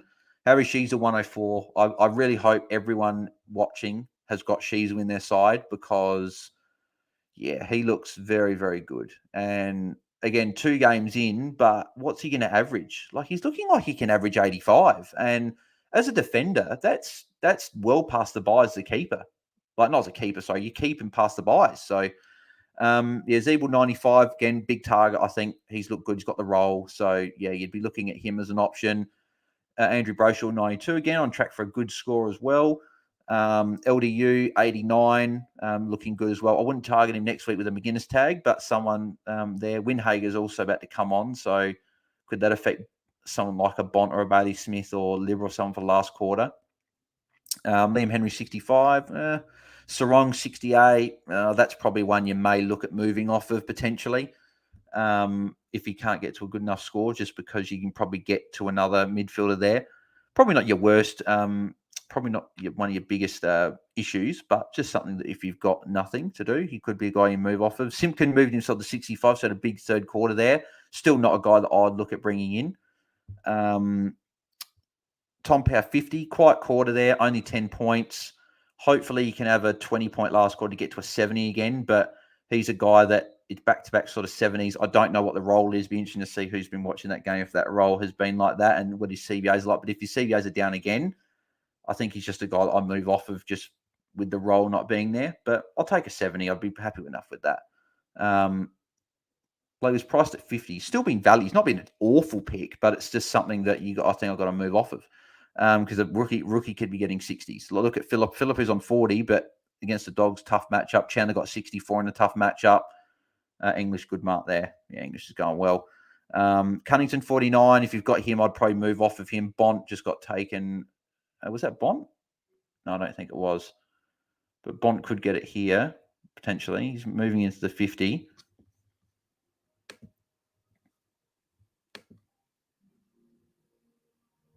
Paddy Williams, nuts. Bont's not going to quite get it there. Moving on, Darcy 46. Yeah, good. Obviously, 3rd quarter, but disappointing that he's left it late. I'll take 24 points in the last quarter, get to a 70, and I'll be fine enough, but still a bit disappointed that he's gone for a 70. Hayden Young 41. That's disappointing for his owners there. That's a pretty poor score. A lot of people have got a Hayden Young in their side. So you definitely want more. So Darcy got a hit out already in the quarter, which is good. So Bont. Oh, it's a free kick. Bont. Free kick. Oh, come on. He got held. Seriously. Umpires are still a joke. That's a free kick for Bont every day of the week. He tried getting rid of it. I don't know if he dropped it, but be interesting to see that again. But for me, I thought that was holding. Anyway, Goldie 39. I sort of half mentioned that he could be an option, but yeah, I hope you didn't go him.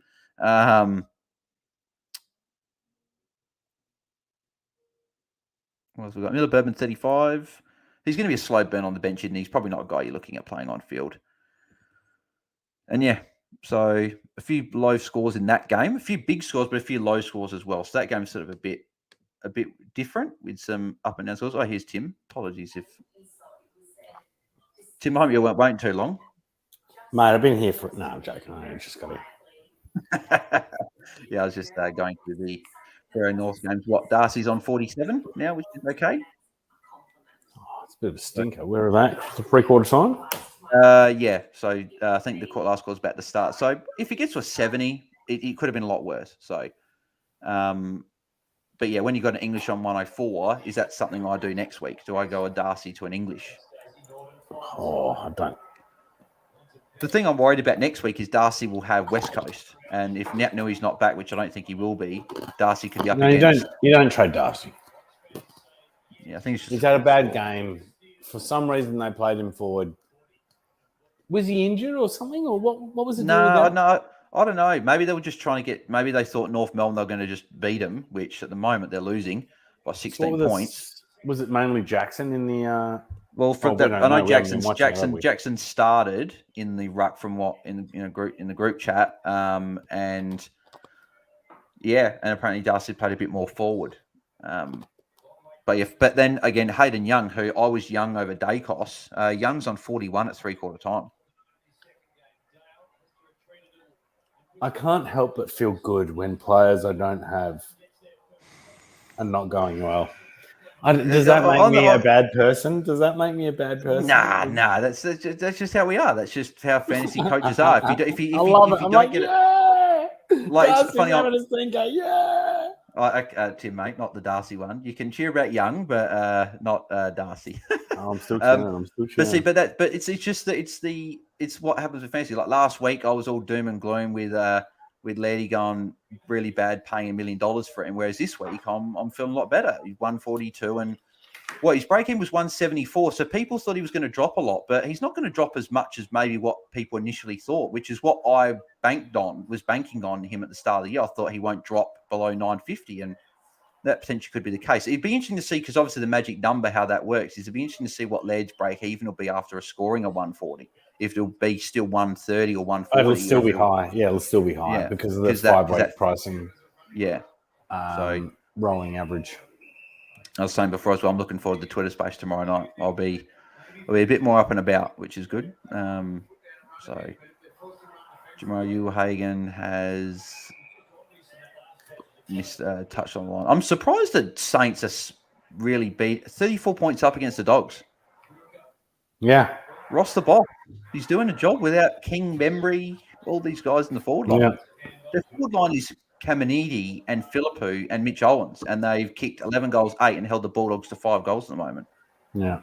Liam Stocker is another guy that maybe we might have to consider. So he's got another +6 here. So he's on 676. And he's going back to Stocker. So Stocker again. So Stocker's on 82. Stocker's, again, another guy that I may target, especially if Constable's out next week. Someone I'm looking at. Surely you'd be better off going to Yo or something like that if you could. But yeah, if I could. But yeah, I don't know if I have the cash, though. Because I think what I want to do, I think I will go Powder's Evil at the moment, because Powder's on 50 at 3/4 time. Could still get to a 70. Still better than Horn Francis and Bruin this week. But in terms of like long term, I think Zeebel's probably a guy that I'd rather have. He could be a top sort of 10 defender based on the role. And you mentioned it last week. You said Zeeble. You were looking at Zeeble. So, yeah. It's now 2 weeks in a row. Yeah, exactly. So it's that. I mean, that role. We wanted one more week. We were like, one more week. If he does it again, he's a target. And guess who he's got next week? Hawthorn at Utah's Big Park. Yeah, could be a huge score coming up. There you go. So Mitch Owens again. So it's now 40 points. Like, who would have thought St Kilda are going to beat Bulldogs, and North Melbourne potentially could beat Freo over at Optus? St Kilda could be 2-0. North Melbourne could be 2-0. It's ridiculous. So Jack McRae on a 60 at the moment. Yeah, a few people have been saying about him. I to be honest, I'd be trading him now. I would not be keeping him. He got 107 last week. He was lucky to get there. He had a big last quarter, and again another average score. He's just not the guy anymore. Like he reminds me now of what the bad version of what Tom Mitchell does. Tom Mitchell's great, and he's in a low-scoring team, but he's just the guy that McRae will have 30 touches. He'll have maybe 18 handballs, getting it out. He'll have one mark, a few tackles. He'll get anywhere from an 85 to 105, and he's just not that guy. And he's like 900K. You can go to anyone that's like, you can go to pretty much most people at that price. Like, here we go, Bont again, clearance. So actually, Bales, talk to me about Mason Wood. So I've got him in my draft team. I know he hasn't. Was it last year? He didn't play a lot of games, but the games he did, he scored really highly. And I think so. Yeah, he's on bloody 101 at the moment as well. Oh, Bont dropped a mark. Could have had a shot at goal. Bloody hell, Bont. Oh, it was a pretty tough mark too. Yeah, I know. It's just the Bont, though. I expect him to do things that most people can't. But yeah, Mason Wood, great pickup in draft. Whoever's got him, that's for sure. I think he got 100 last week. So yeah, he did. Yeah. 110, so he's already on 101 now. Still 8 minutes to go in the game. A few people on hundreds already. You already got English, Marshall, Steele, Crouch, and Wood already on 100. And then you got Sinclair 97, Crozier 97. So a few people as well, about an hour ago, were a bit concerned with Marshall. Marshall's on 110 with 8 minutes to go. So no concern with Marshall. He's fine. And considering he went off for a blood brawl and went off with a knock early in the game to get to a 110 with still a fair bit of time. Jesus. The one thing you'd be worried about Marshall, though, would, as Calvin says, dum-de-dum Tom Campbell in the VFL at any point. If he just comes in, that could ruin everyone. And then looking at the Fremantle North game. Bont's taking the mark. Bont now is on 95. So 5 points, Bont. Well, I'd like 15, but I'll take 5. And then... Well, we still got 7 minutes to go. Yeah, it's 7.5 minutes to go. It's still got... Kenneth Desaney Yake. I hope I've said that correctly. My vids are good. Check it out. Didn't sound like you said it correctly. Yeah, I probably did. Apologies if I butchered your name, mate. But yeah, absolutely butchered it. But that's fine. It sounded like a tough name. Did you check out the most recent Ball Boys pod? Don't know if you had a chance to check that out yet. No, I didn't. That was the one. Oh, hang on. That was the one on Friday. Yeah, I think it got released late though. I didn't see it come. Yeah, it was about an hour before our Twitter space on the Friday. Yeah, I didn't see it then. I was going to say if you go back and watch it, they give a shout out about the Content Creators Cup and Mitch was saying, "I'm coming for you, Bales," and so it was pretty cool. It's pretty cool and whatever. And like Luke was saying, like our friend Guesty and his company Infinite Wealth, and they were explaining how obviously they've. So that was really cool. So if you want to check it out, sort of towards the end of the video, but I'll so when I take the dog for a walk in the morning, I'll listen to that. Yeah. Just quickly as well, because for any people watching that don't know about the Content Creators Cup, I was just explaining a little bit about it before, but you probably can explain it better. So you just want to explain to the people listening what you're doing with the Content Creators Cup this year with your company? Yeah. So, I mean, just to give a bit of background, so Infinite Wealth, we sponsored the AFLW Fantasy competition. Yeah, the Selby's platform last year. We basically provided all the prizes for Selby, so he didn't have to put his hand in his pocket.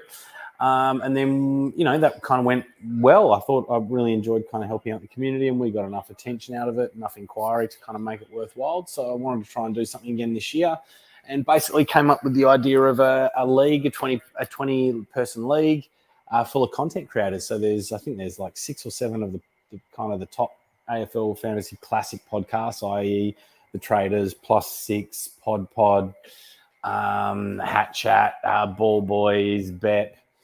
Us, Jesus, who am I forgetting? Break even. Yeah. So there's 20 of us. We've put up $5,000. Basically, we've created there's 2 winners. There's going to be the winner of the league, and then also the content creator in the league that is the overall rank winner, so to speak. That's right. That was the one I forgot to say. Yeah. So.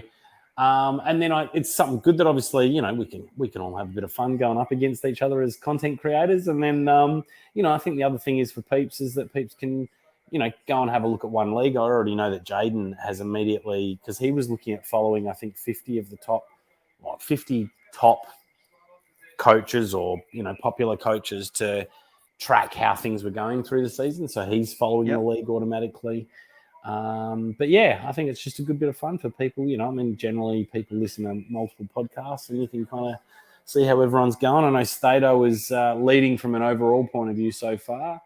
Dossie's doing really well as well. He beat me last week. So, but obviously early round, so it's we'll see how things pan out. But we'll definitely be able to do a bit of a recap tomorrow and see how the league's going, because obviously 2 weeks in, a couple of weeks of data, be good to go over it, which is good. So it's funny when Mitch. Sorry, you go. Actually, I'll say just one last thing, because the other part of it that we haven't really been able to kind of unveil or roll out to people yet is I actually want to make something available to coaches as well. So I think what we'll do, and I'm getting my web guy to kind of work on this at the moment, is we'll create like a web page. So it'll be like, go to infinitewealth.com.au/AFL Fantasy. And I'm going to make something available for coaches as well. Like I've got an online program that teaches people how to basically build wealth and reach their financial goals in 10 to 15 years. I have sold that in the past online for about $200. I think I might even just give that to coaches if they want it. As just a kind of something to support coaches and have them kind of be interested in part of the Content Creators Cup as well. Yeah. Brilliant. Brilliant. Couldn't forget that word. I was thinking beautiful and brilliant was just 2 words, but it is both those words. But no, I was going to say, when Mitch mentioned on the pod, he's just uncomfy bars. When he said it, I laughed, but then in my head as well, I'm like, I've got to beat Mitch this week. I know. It's going to generate some competition, I reckon. So that's the thing. That's the thing. We're that's all good. Competitive, mate. Yeah, I came on the pod last week, and in my head, everyone was like, well, I know you, not you, because I know you were just joking, whatever, and you still felt bad a bit for me not having. But there were other people out there that were like, "Oh, I told you not to part for Laird, $1 million," and I felt like saying, "Oh, I cannot wait till Laird puts a 140 on you this week and sticks it as the traders with the the +3, and you stuck it right up him like that." So, and when Laird went 142, I was like, I'm not surprised. So well, we got to remember, mate, there's always going to be haters and there's always going to be people out there that like to, think they're right or whatever. But I'm a little bit nervous with Laird this week. He does have Port Adelaide, which is going to be a tough matchup. So we'll see how he goes in a tough game there. But what's his average, mate? It's over 100 now, which is good. No, but is it under his price or? You're talking about against Port? Are you talking about against? No, I'm just talking about for the season. I just ticked over 100 with today's game. Yeah. Okay. So he's just got over 100. Oh, hang on.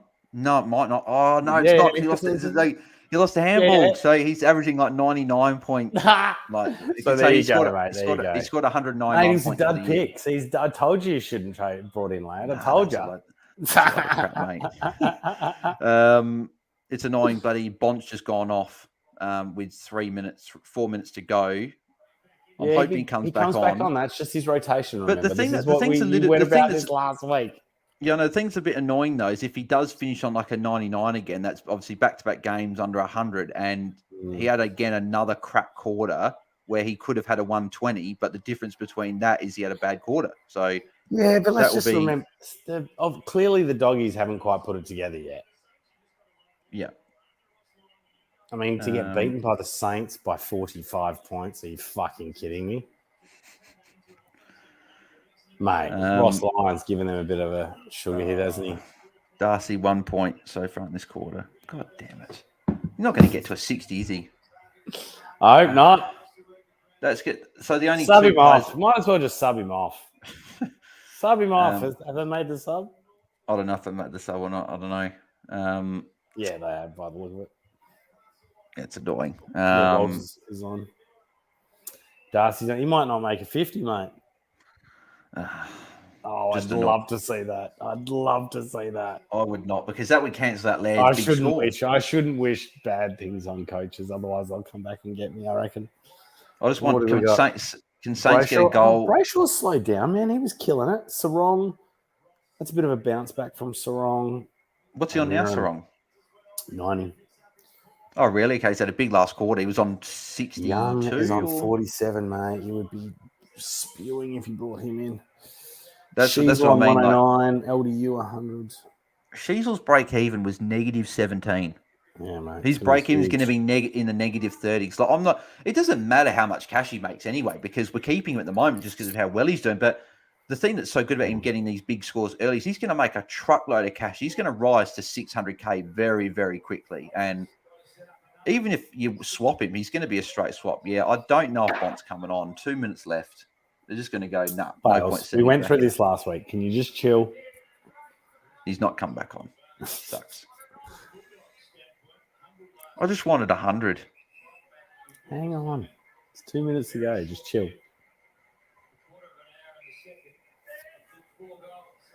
Let's have a look. See if it says he's still on the bench. Yeah, it does. At least we're on that side of the ground. He's not coming on. Minute 52 to go. Oh, hang on. Someone's running off. Is Bont coming on?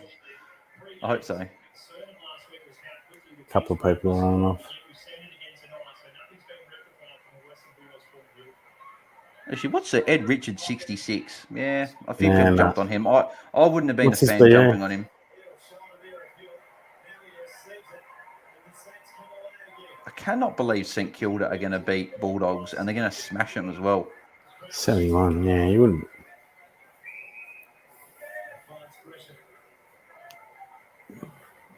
No, I don't reckon Bont's on.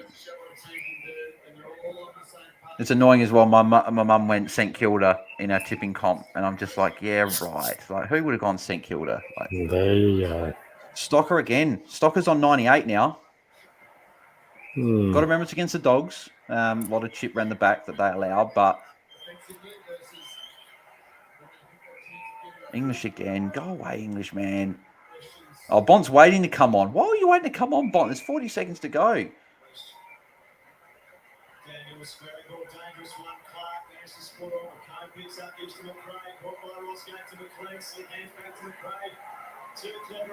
Hunter Clark's going to get run down. No. Owens. Come on, just get a goal, Saints, so they bring Bont on for centre clearance. Oh, they're going to mark it, aren't they? No, free kick. So that'll be the game. Bont is going to finish on 95. He's right there. He's on the ground. Is he? No, he's right there in the background. Oh, hang on. They kicked it. 10 seconds. Here we go. A tackle and a quick handball. Get to 100. Buddy Smith 102 as well, so he's been good. Crozier 102. Smith, English 116. Very good from Speakano. Jack Steele 116. Marshall 115. Sinclair 110. Crouch 110. So Crouch 111, sorry. Bont down to 92. He better not have just given a free kick away. And this is that was his free kick. Maybe that was his free kick he gave away it was his free kick that he gave away for the goal. Oh, you bloody bastard. Bont was a bad pick. Hang on. It's back to back 90s. I paid nearly 900k for him. You got the same from Rory Laird and you paid bloody millions for him. That's all right. He came back. He came good. But again, it comes back to Bont. He scored. If you take away 8 points, he still had a. Who has the higher average? Laird. By how much? A couple of points. Exactly right. You paid 200 grand less for him. Apparently, Steele hurt his shoulder. Moonboy says Sheasel and LDU are stars. Yeah, 100%. Yeah, very good. So let's have a look. All right. And he said, Bont, come on, mate. 100%. It's English 116, Bailey Smith 105, Zibber 94, Bont 92, McRae 77, McLean 61. Hey, I could have gone McRae, so I'll take the little win there. But still, I could have gone a Tom Green, started with a Tom Green instead of a Bont and made money, and then I could have done got Setterfield this week. But yeah, Liam Stocker's definitely an option. 98 points.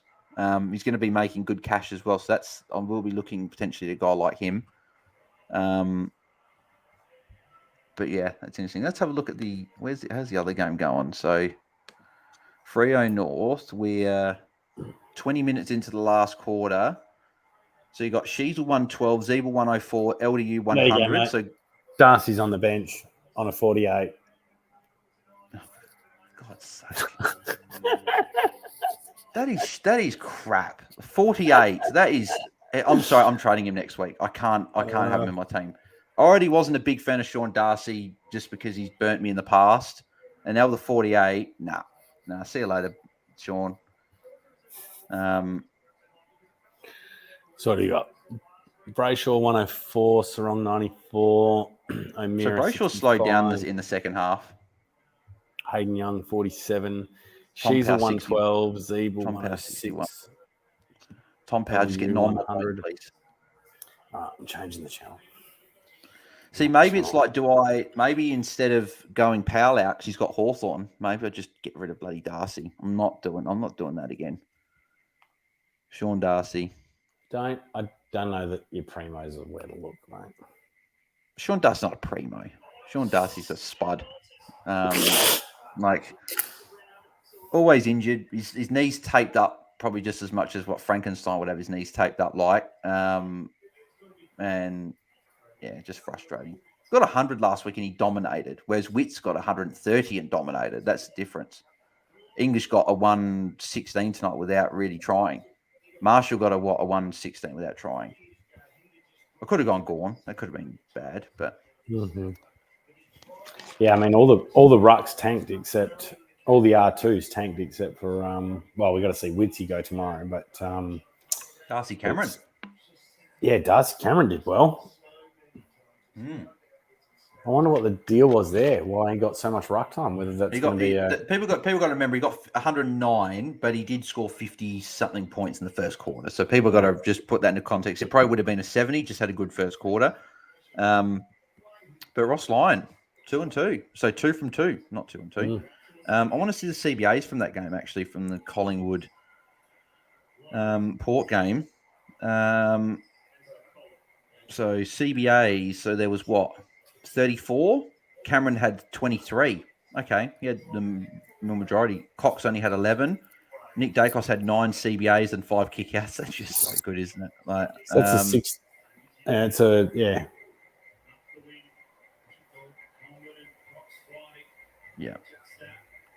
It's almost a 70-30 split.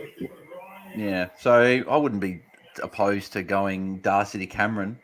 That's funny. Sean Darcy Cameron, and then going Powell up to Zeeble. I wouldn't be opposed to that. 5 minutes to go. Sean Darcy's back on, but what's he really going to do? Tom Powell's off as well, which is fantastic. So he's probably just got to hit out. She's a 121. Bloody hell. So he said last week, Dacos went 114. She's was like, I'll bet you 118. This week, Dacos went 117, and she was like, I'll bet you again 121. Brayshaw 117, LDU 113, Zeeble 107, Ryan 106, Sarong 101.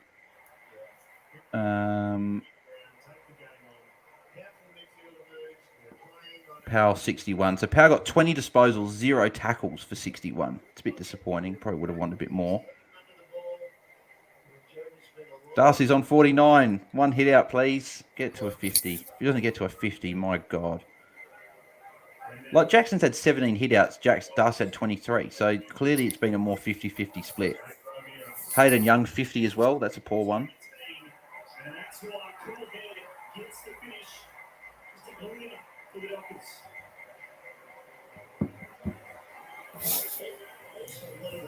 What do we got? So I wonder Danny, do you want to say, because he said Steele hurt his shoulder. What happened? Did he get is he off the game and that's it? Like, obviously the game's finished, but did he sit out the last bit or what?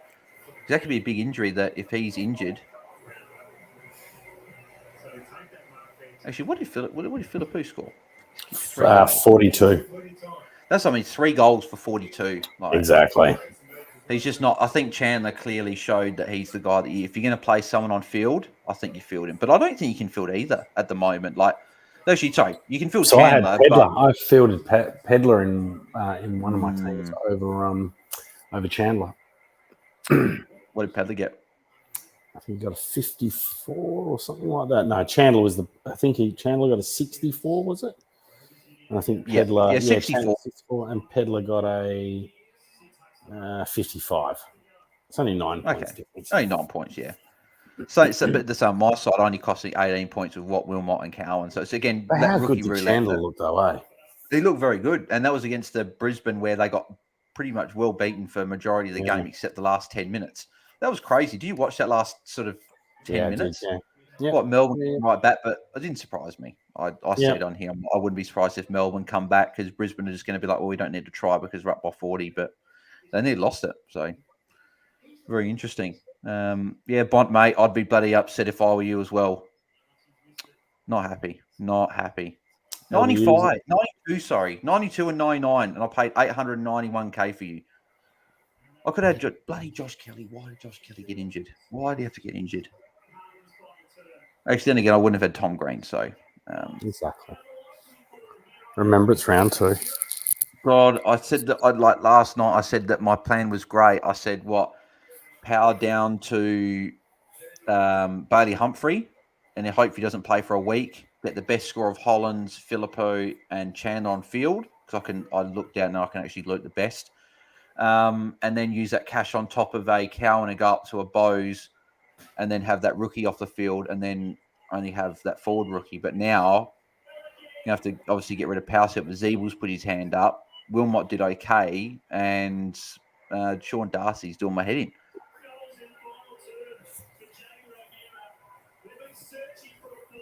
So actually, I'll put the game. I've got it still on the Bulldogs sync. I don't know why. I should have put it on the other game.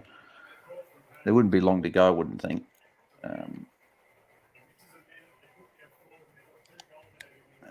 There we go. Let's have a look how this game's going. 7 points.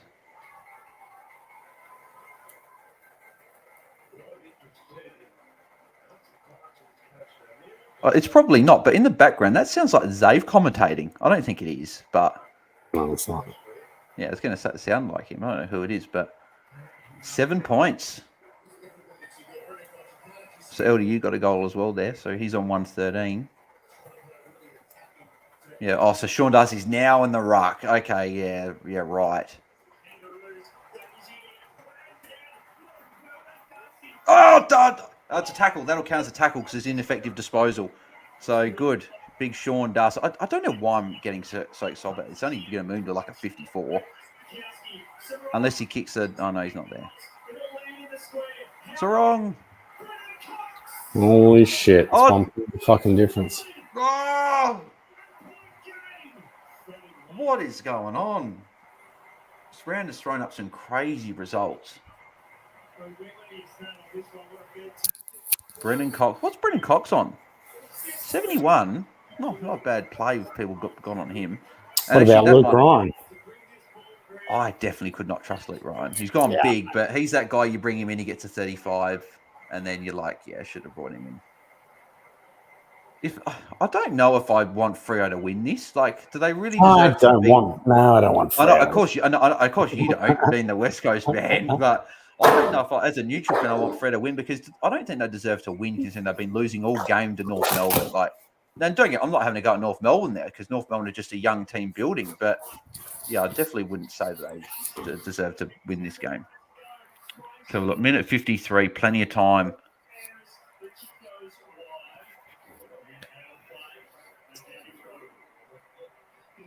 Deliberate. Oh, stiff.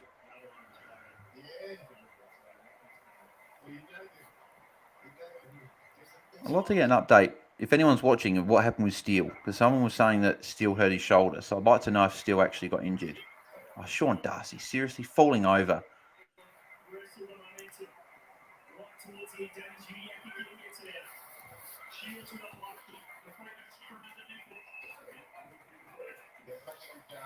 Is that a free kick for Pearce? Yep. Minute 20. So Darcy's on 58. Let's get 2 more points. Get a handball. Or is that counting? Does he mark it here or something? Is Darcy... Oh, really? Oh. That's not holding the ball. No way. That is not holding the ball. He just got the ball. I think it's a bit of home crowd. Oh well, that would happen. That could happen today at the Crows game. There's a few times when they could have played hold the ball against Richmond. Is it Big Sean Darcy? No. Oh, that would be the only way I'd accept a Freo win. Is if Sean Come Darcy on, Kangaroos! Come on, the Kangaroos! Come on, clear it out of there. Clear it out of there. Could get a draw. Clear it out of there. Clear it out of there. Darcy hit out. You're Darcy, come on, Darcy. One more hit out. 40 seconds to go. One more hit out for Darcy, gets to 60. Which, considering he's on 11 at half time. He got it. Yep. He's on 60. Good. Don't let him score. Oh! Don't rush it either. Sheasel! Oh, he socketed it away from rushing it. He did. Didn't let him score. Could that save North Melbourne from losing? Maybe. Could it win them the game? Danny said, "No, I think he's fine. Just went to the rooms and got strapped." Okay, that'll just be something to watch in the week. Got another hit out. Do not let him score. Do not let him score. Do not let him score. Kick it clear. Yes. Oh, don't seconds. Go out. Oh, that's clearly out on the... Yeah. Oh, that's deliberate. It's insufficient intent. Imagine if Sean Darcy takes the mark here and kicks the bloody winner after the siren. That would be... Sheasel's on 127. Do not mark it. Do not mark it. Got to kick it in. What's happening? Yes. Yes. Yes. It won't matter. Oh, hang on. Do they pay that? Is that insufficient intent? Do they pay it? Or is that because it didn't go out before the siren? That's the end of the game. No, is it? Nah. No, it's it. So Sheasel got the kick as well because he kicked it away. Is that 130 for Sheasel? I think so. Far out. What a start for Sheasel. 130 and 118. Averaging 100 and what's that? 124 average in 2 games. Hang on. For me, I think it should be a shot on goal after the sign for Freo, personally, because it's time. It's time. I could hear it through on your thing, like the Kangaroos. Yeah. The Roos. My best mate's a North Melbourne fan as well. He's probably going to be messaging me saying, mate, we're making the finals. I'm going to send a message to my friend who's at the game. Stir up. That's funny. Ross says, go Roos. Well, yeah, they got the job done. So, wow. I dropped both. I was on full tips and I've dropped both tonight. So, no one went north in the league. So, that's fine. But a lot of people went, a couple of people went north, St Kilda, sorry, they're at the top. So, yeah. So, Tom Power 61. I'm not sure what I feel about Tom. I'm not sure what I feel about a Tom Power 61. I could have had Chandler on field for 64. And I could have gone kept with Fergus Green instead. But, oh, well, Tom Powell will probably go next week. Zeeble 109. He's who I'm looking at. Ross Law says, yes, Roo boys. Ross, are you a North Melbourne fan, mate? Or are you just happy that North won? Be interesting to see if North Melbourne are winning. Actually, I want to have a look at the updated score with me and Mitch and see how that matchup's going. So, yeah, she's a 127. So maybe he didn't kick that last one. I thought he did. Brayshaw and LDU 123 apiece. Tom Power 65. Okay, got a tackle towards the end there somehow. Darcy got 61. Yeah. Well, considering that he was on 11 at halftime, I guess a 50-point second half is okay, but still shouldn't be bloody playing forward that much. So the matchup with me and Mitch, I'm just having a look now. So, he's up by nearly 200 points, but has he had more players play? Oh, get out of here. So I had Darcy and Powell both 61 and 65 in the matchup, but he had Young 52, but then he had Steele 116, Smith 105, and LDU 123. He's got Wits to come. I've got Warple, Green, and McGrath. And I'm 198 points. So I've got to hope that my 3 players go near 100 and Wits goes 100. It's going to be tight. Who do you reckon wins from there?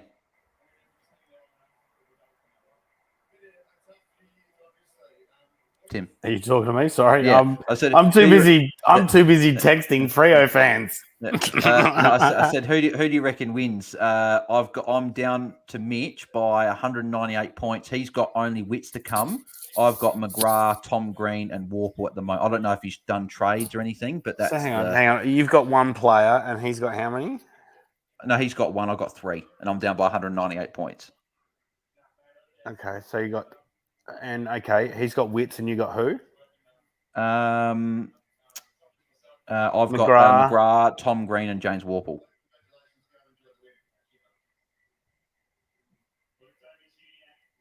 So you could probably say that Witsy and Tom Green probably cross each other out. So it's Warple and McGrath and 198 points. I think I fall short. You're in trouble. It was looking good. It's just bloody Powell and Darcy. Well, it depends. Who's Witsy up against? Wits up against Draper. A bit of a tougher one. Like? Yeah, okay. Well, he might only get 90 then. So maybe not. Maybe look, it's ballpark. It's it's coin toss, I think. Ross says no Bombers, just happy for the Roo boys. Yeah, good to see the Roos get a second win. They only got 2 wins all last year, and then they've got 2 from 2. So just shows what a good coach can do. What Ross Lyon and Alistair Clarkson come in, 2 teams that probably a lot of people predict to finish bottom 4 have gone 2-0 to start the year. So I think Eagles are going to be on top of West Coast.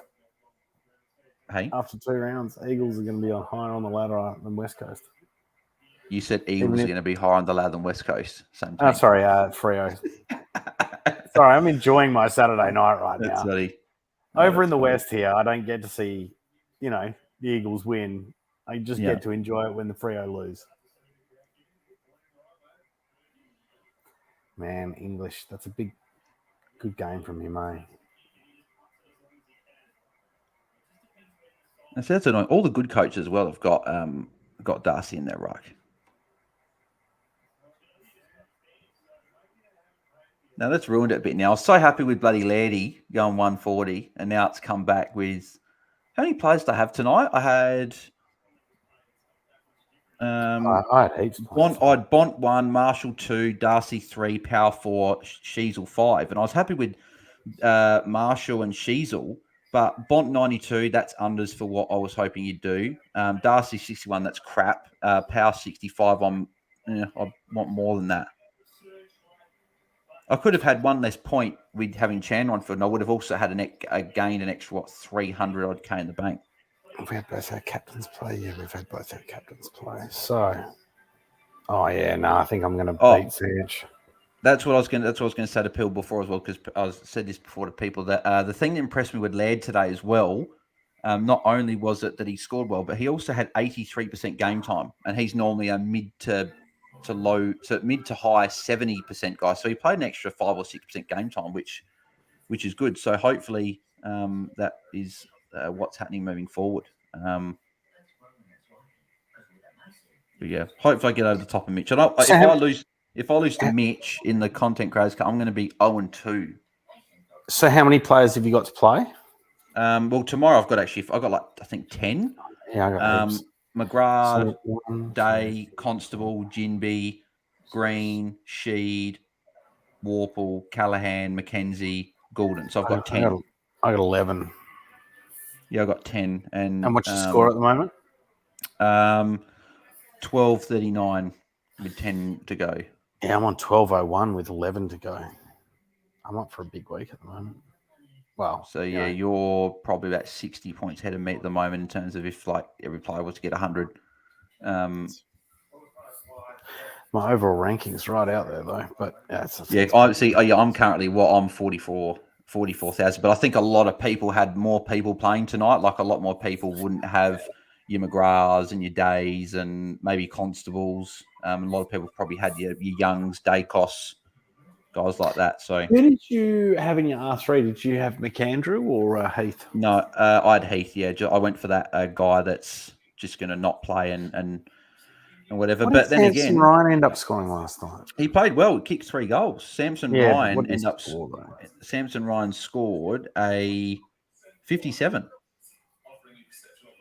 Only played 69% game time. That's okay. He kicks 3 goals. He's not going to get dropped. That's all right. Not going to get dropped now.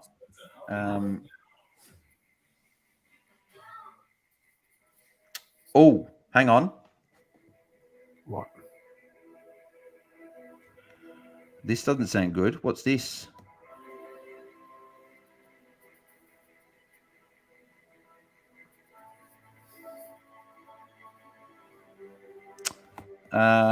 It looks like Jack Steele might be a trade for coaches. Oh, really? He had an interview with Channel 7 and says Jack Steele says he'll get a few scans on his sore shoulder. Fingers crossed there's no issue. And in the group chat, people saying doesn't sound good or whatever. And then like JS said that Steele to Laird will cost me 32K. Wow. Okay. That'd be, imagine if people, because they're going to be people that had Gorn last night and they're going to be people that got Steele. That could be another week of forced try. Imagine if you went, if you had Stewart and Cherry, and somehow you went Stewart to a midfielder like Steele, and then you went up to Gorn from Cherry, and then you got two forced trades again. People would have gone Gorn from. I think people would have gone 47 people. Did you see Jaden Popowski? So I've actually added someone else to the tweet notifications. Yep. Jaden Popowski. Yep. Yeah, and he tweeted, I think 47 coaches went from Cherry to Gorn. I'd quit fantasy after that, I reckon. If not, I would have done it last week if I would have had those injuries. As I said, I wonder if like last week, if you had Stewart go down and then Cherry go down in the first game on the Saturday, I wonder if you could have just made a brand new team, deleted that team and had just players from the final other games. I know it was Daniel Howe that kicked the last bit, so it wasn't. It's funny, if there was like another 3 seconds on the clock for Freo, they would have had a shot on goal. But then again, I couldn't have seen someone kicking it from 55 out on the boundary there to kick a goal. It would have had to try and go for a point. Wow, let's have a look. Where's my remote? Shit. If you're watching live as well, before we'll head off in a couple of minutes. But yeah, like let us know how you guys are going. Tony Ford says he's got 14:59 with 9 to go. Wow. Just hang on a sec. I'm going to listen. I want to listen to the siren. I'm just going to take my headphones out. Yep.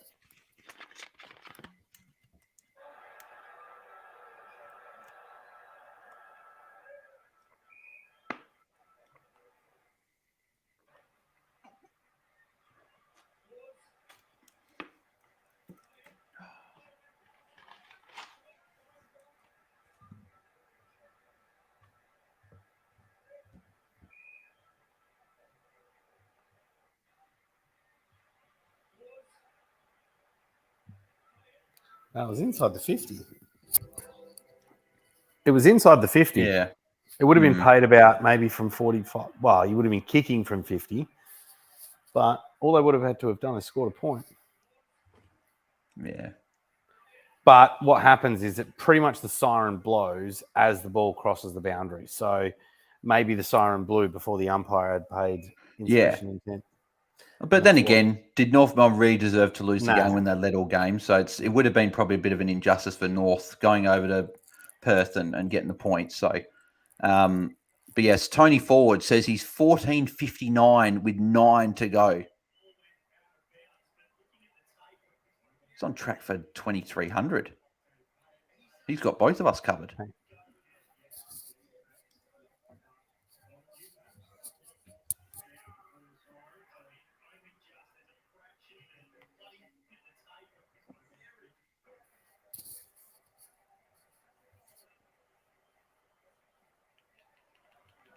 Controversial finish in the West. The umpire saying that the siren sounded before the ball went out of bounds, but looking at the tape, it was very close. And I heard the umpire say, pay it. He said, pay it if it goes.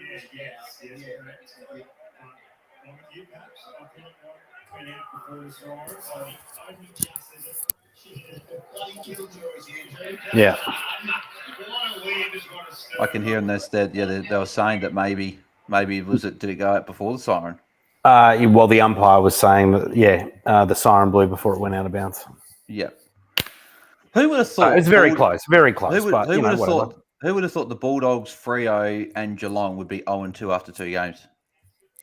Don't know if anyone would have picked that. People would have thought that. So, and then who would have thought St Kilda and North Melbourne would be 2-0 after 2 games? It's crazy how close this league can be. People say that obviously teams aren't as good as others, but you can just beat anyone on any given day, it shows.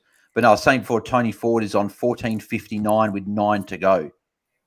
on track for 2,300 plus. Like he said he had Oliver VC last night, and he would have obviously taken that. And he had led today. And he had led today. Oof. That's a huge score, Tony, mate. You could be. I don't know exactly how other people have gone, but you could be on track for potential sort of top couple of hundred finish for the week. Maybe even top sort of 100. I don't know. We'll see, but you'd go right up. I know he had I think he had a couple of injuries last week, so probably good for him that he goes back. Be interesting to see what I'm tracking for. I'm tracking for 2,200, as long as my other players tomorrow all go well. I've got all my dud players that I consider duds anyway out the way, so I've got good players tomorrow. So let's hope that we can go well. But yeah, I think that's pretty much it, Tim. I reckon we'll leave it there. I reckon. But appreciate you jumping on, obviously, for a little bit there. I'll give you a quick buzz after this, just something about Twitter Space tomorrow. Sure. But yeah, thanks everyone for tuning in. If you haven't subscribed, make sure you subscribe and like and share and everything like that. Follow me at Bales DT on Twitter. Follow Tim at TimGuestAU on the socials, on Twitter and TikTok as well. And TikTok's just for the financial stuff. So if you want to go and follow that, make sure you do. And join us tomorrow night, Twitter Space. Be a bit of a later one, probably about 9 p.m. Eastern time, probably about the time we get underway. That's just going on based on 2.5 hours of the game going. At this stage, Stato from Pod and Matt Mottram, last year's Classic, will be joining us to review the round, so barring any unforeseen circumstances. So it should be good fun. I'll be up and about. Laird's back. The King's back, so I'll be up and about. So looking forward to that, Tim, and we'll chat to you guys tomorrow night. So we're out. See you, mate.